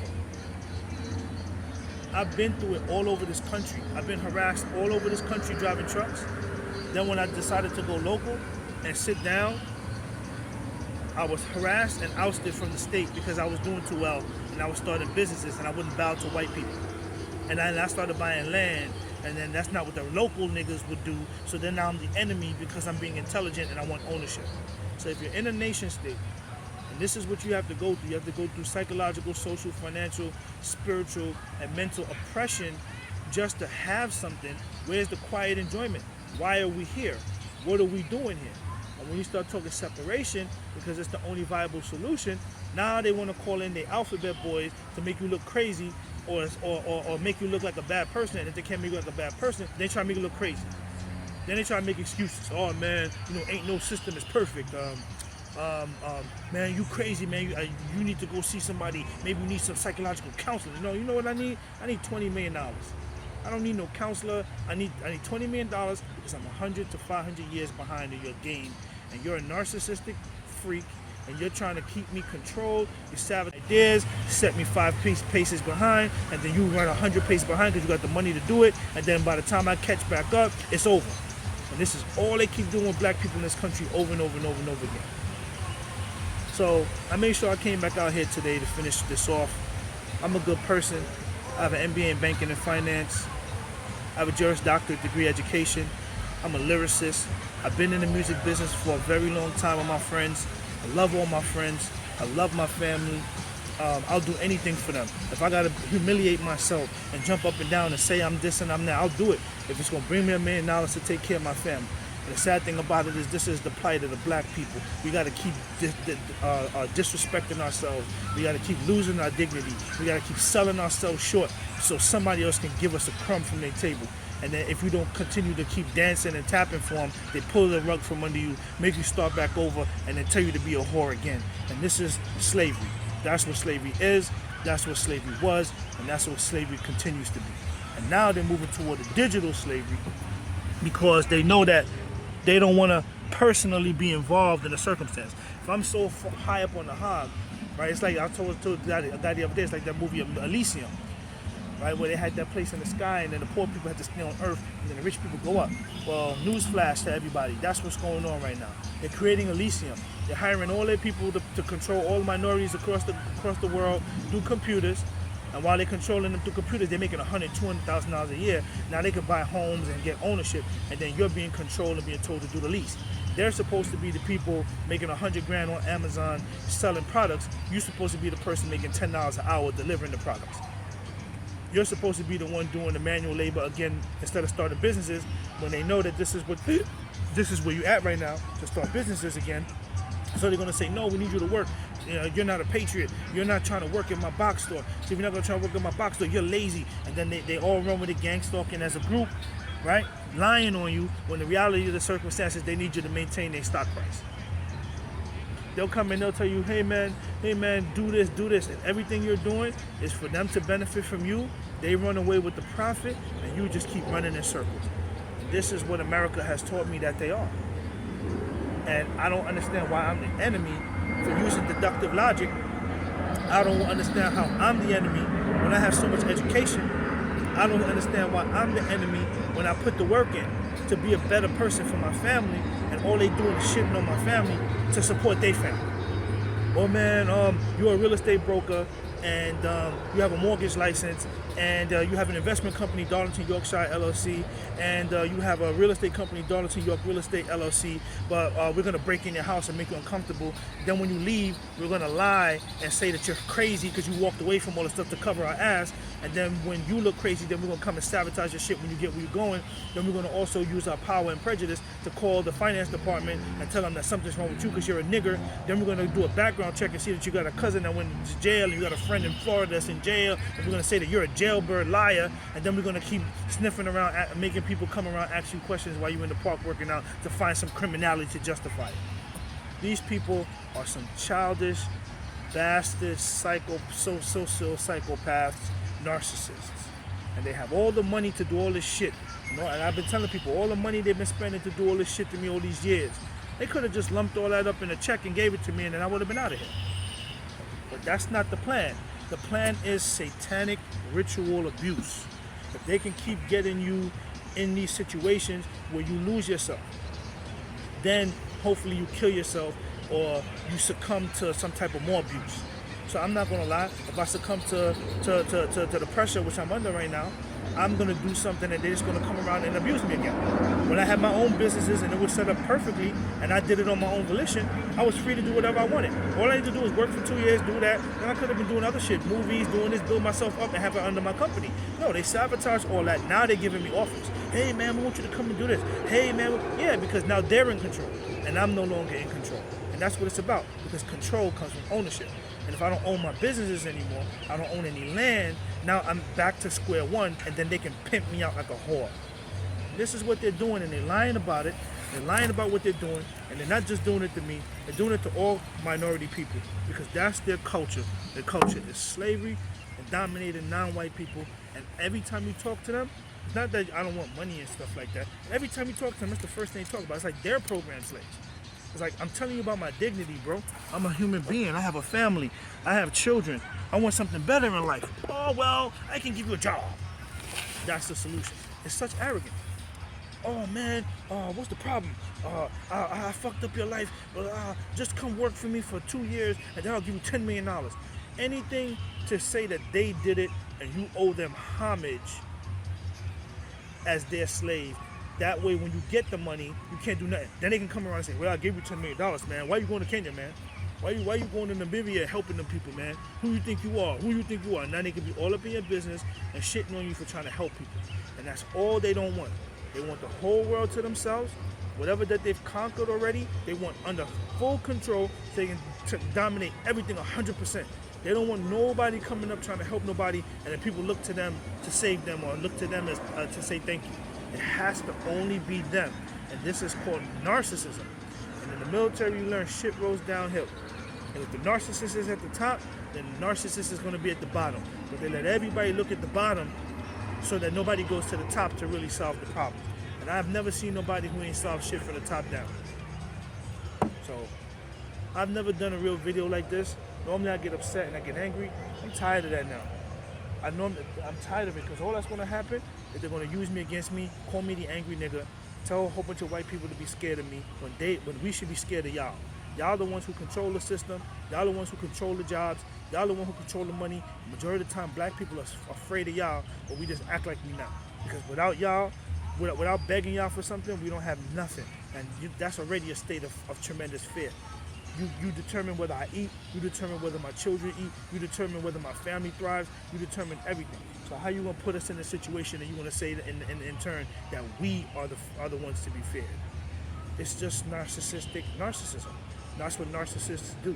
They'll oppress you, they say you're oppressing them. And if you believe in the devil or you don't, they say the devil's a liar. So all these people keep doing is lying and lying and lying some more. Lying and lying and lying some more. The white man is innocent, the black man is the enemy. The black man is the criminal, but they just stole my cars. They just sabotaged my car. Then they put me in a dire strait using the banking system and studying Credit Plus, see what my paperwork is looking like. And then my bank accounts look like, sabotage my businesses by sabotaging my core income, then put me in debt. That's still killing me financially. So they're assassins. They're going to assassinate you financially. They're going to assassinate you socially. They're going to assassinate you psychologically. And then when you reach out to people, they're in the group. Everyone's in the group now. Like I came back home and talked to somebody about what's going on. Everybody seems to be in some group, and then they sworn to secrecy, and they won't help you. They'll sit there and watch you fall down and die, bleeding, and they just walk past you. Well, I'm in the society. It's a secret. I can't help you. But if everybody's in the fucking secret society, then it ain't no fucking secret no more. That niggas is just pussy. God bless everybody. Anybody who want to watch this video and judge me, I love you anyway. I should have been doing mortgages since 2019. Now the gold rush is over. Now they telling me to go do it when ain't nobody fucking lending. This is what they do. When I'm doing something, I do it on time. When I'm doing something, the creator tells me to make a move, I make a move, it's the right time.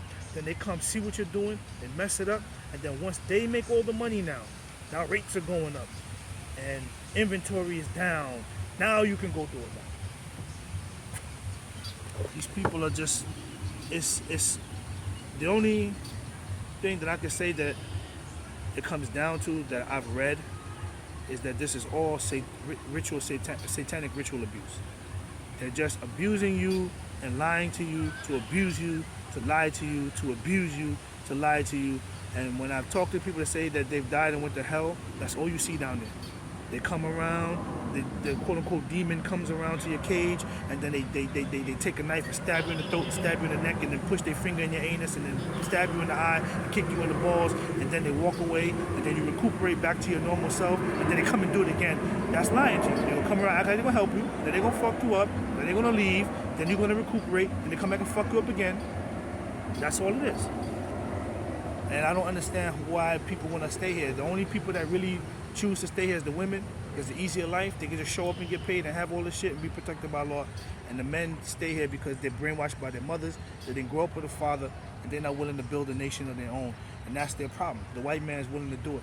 He's willing to build. And they have colonized all groups and all nations of non-whites and taught them to be passive and not build. And that's their real problem. And that's why they're suffering. They have no collective nationality. They don't want to preserve their culture other than creature comforts. They just want to sleep around and play games and act like they're their master. And then when time comes, they're unprepared, their pants is down, they lose everything, and then they die, and this cycle keeps going. But the people running the game, they're constantly gobbling up the land, constantly gobbling up the land, constantly gobbling up through ownership, constantly gobbling up through business. And when you go to do it now because you hip to the hip talk and you know what's going on, they come and start sabotaging you. And they tell you to join them to continue to oppress others instead of leaving you a little space and enjoy your slice of pie. This is psychosocial narcissism. God bless everyone who watched this video. Finally got a chance to really sit down with the person. From now on, I might have to be doing some videos to put myself in a situation where I can start earning a living, because I'm in a situation right now where they've sacrificed all my businesses. All the CEOs have badmouthed me all across the country, and they hate me for I don't know what reason, and they're not trying to help me to get a job, and I don't know what to do no more. And they don't want me in the banking system because I talked about a balance between oppression and liberty for everybody. If I'm a billionaire, I'm a banker, I'm a lawyer, I don't give a shit. I can do my job and make people have a benefit because the plan is for everybody. I'm not here to oppress people and use my profession to oppress people, and then that's just what I do. And if I'm not willing to oppress people with my profession, then I don't deserve a job. And that's what's really going on. You know, you come into my office, I already know the business. I'm gonna say, hey, listen, this is how you use finance. You do it like this, you do it like that. You want an IRA, get a non-Roth IRA, don't get a Roth. Well, I'm gonna have to pay a big penalty if I can take it out. Well, at least you can take it out instead of having a lockup period. You got 50 grand, I'm gonna tell you put 40 grand in the non-Roth and then put 10 in the Roth. You work for these people, they're gonna tell you, no, just put the whole 50 in the Roth. Yeah, so they can play with it forever. And you don't get shit. And then if the market turns and it's fucked up, then you take the loss and they run away with the bag. You're not supposed to be a righteous, honest person and help people in this world. And the worst part about it is everyone is succumbing to it. Everybody. They'll go to work, they'll boast that they got a job, they'll be on the job in their profession committing tyranny, and then they boast on you and they bend when they drive past. And you won't get the job, and you know what you're doing because you will help people, and they got the job because they just do what they're told. And if this is the world that we're gonna live in, once everyone starts eating each other, when it starts getting too bad, then you can't blame it on nobody but yourself. So once again, God bless everybody, man. And I hope that whoever watches this video understands that I'm not the problem, man. These people are narcissistic psychopaths. They don't want any black person being progressive, and they don't want anybody helping people, especially if they're not white. I can make a program for blacks that'll work and help them, then you're a terrorist. But if you make a program that'll only help whites, you're a savior. They can make a program that will help whites all day. That's a good thing. They're helping their people. They're an innovator. But then they won't make any programs to help blacks. It's all racist, white supremacy, discovery, conquer, creation, and acquisition, and narcissistic, satanic ritual abuse. God bless y'all, and y'all be blessed, and bless your family. Peace.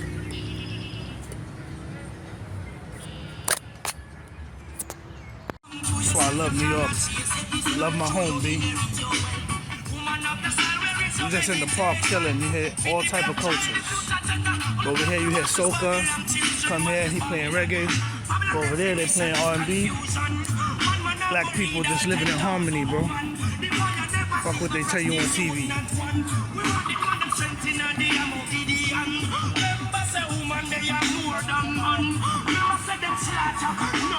All they do on TV is show bad stuff, man.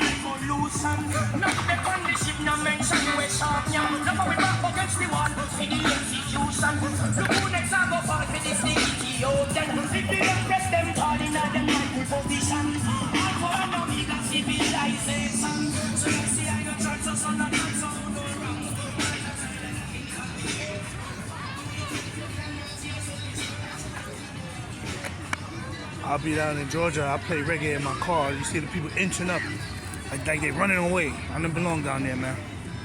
I ain't belong down there around some not undiverse bozos, kid. Y'all can keep y'all shit down there, man. You keep your shit down there. It's down the south, man. I don't belong down there. I ain't belong down there. I was just trying to get a piece of land and move on, go back home. And they ran you off. They don't want you to have that. So imagine if I let my daughter or my son move over there. And they all KKK Klan dirtbags, man. Are they gonna lynch my son over there? Keep your shit. Keep your shit, you racists. Racist KKK faggots, bro. None of them would ever come over here and do nothing. They go do that down south amongst the blacks. As soon as the other day I went ahead and I posted something on TV. What I did? I told somebody about the Klan up here, and then they jumped out down in Atlanta on all the black Americans. That's what they do. That's what they do. Huh? See? That's what they do. They jump out on the black Americans because they know the black Americans gonna be scared of them. I'm not scared of no man in no hood, homeboy. Not scared of no man in no hood, bro. I take that hood off, my friend.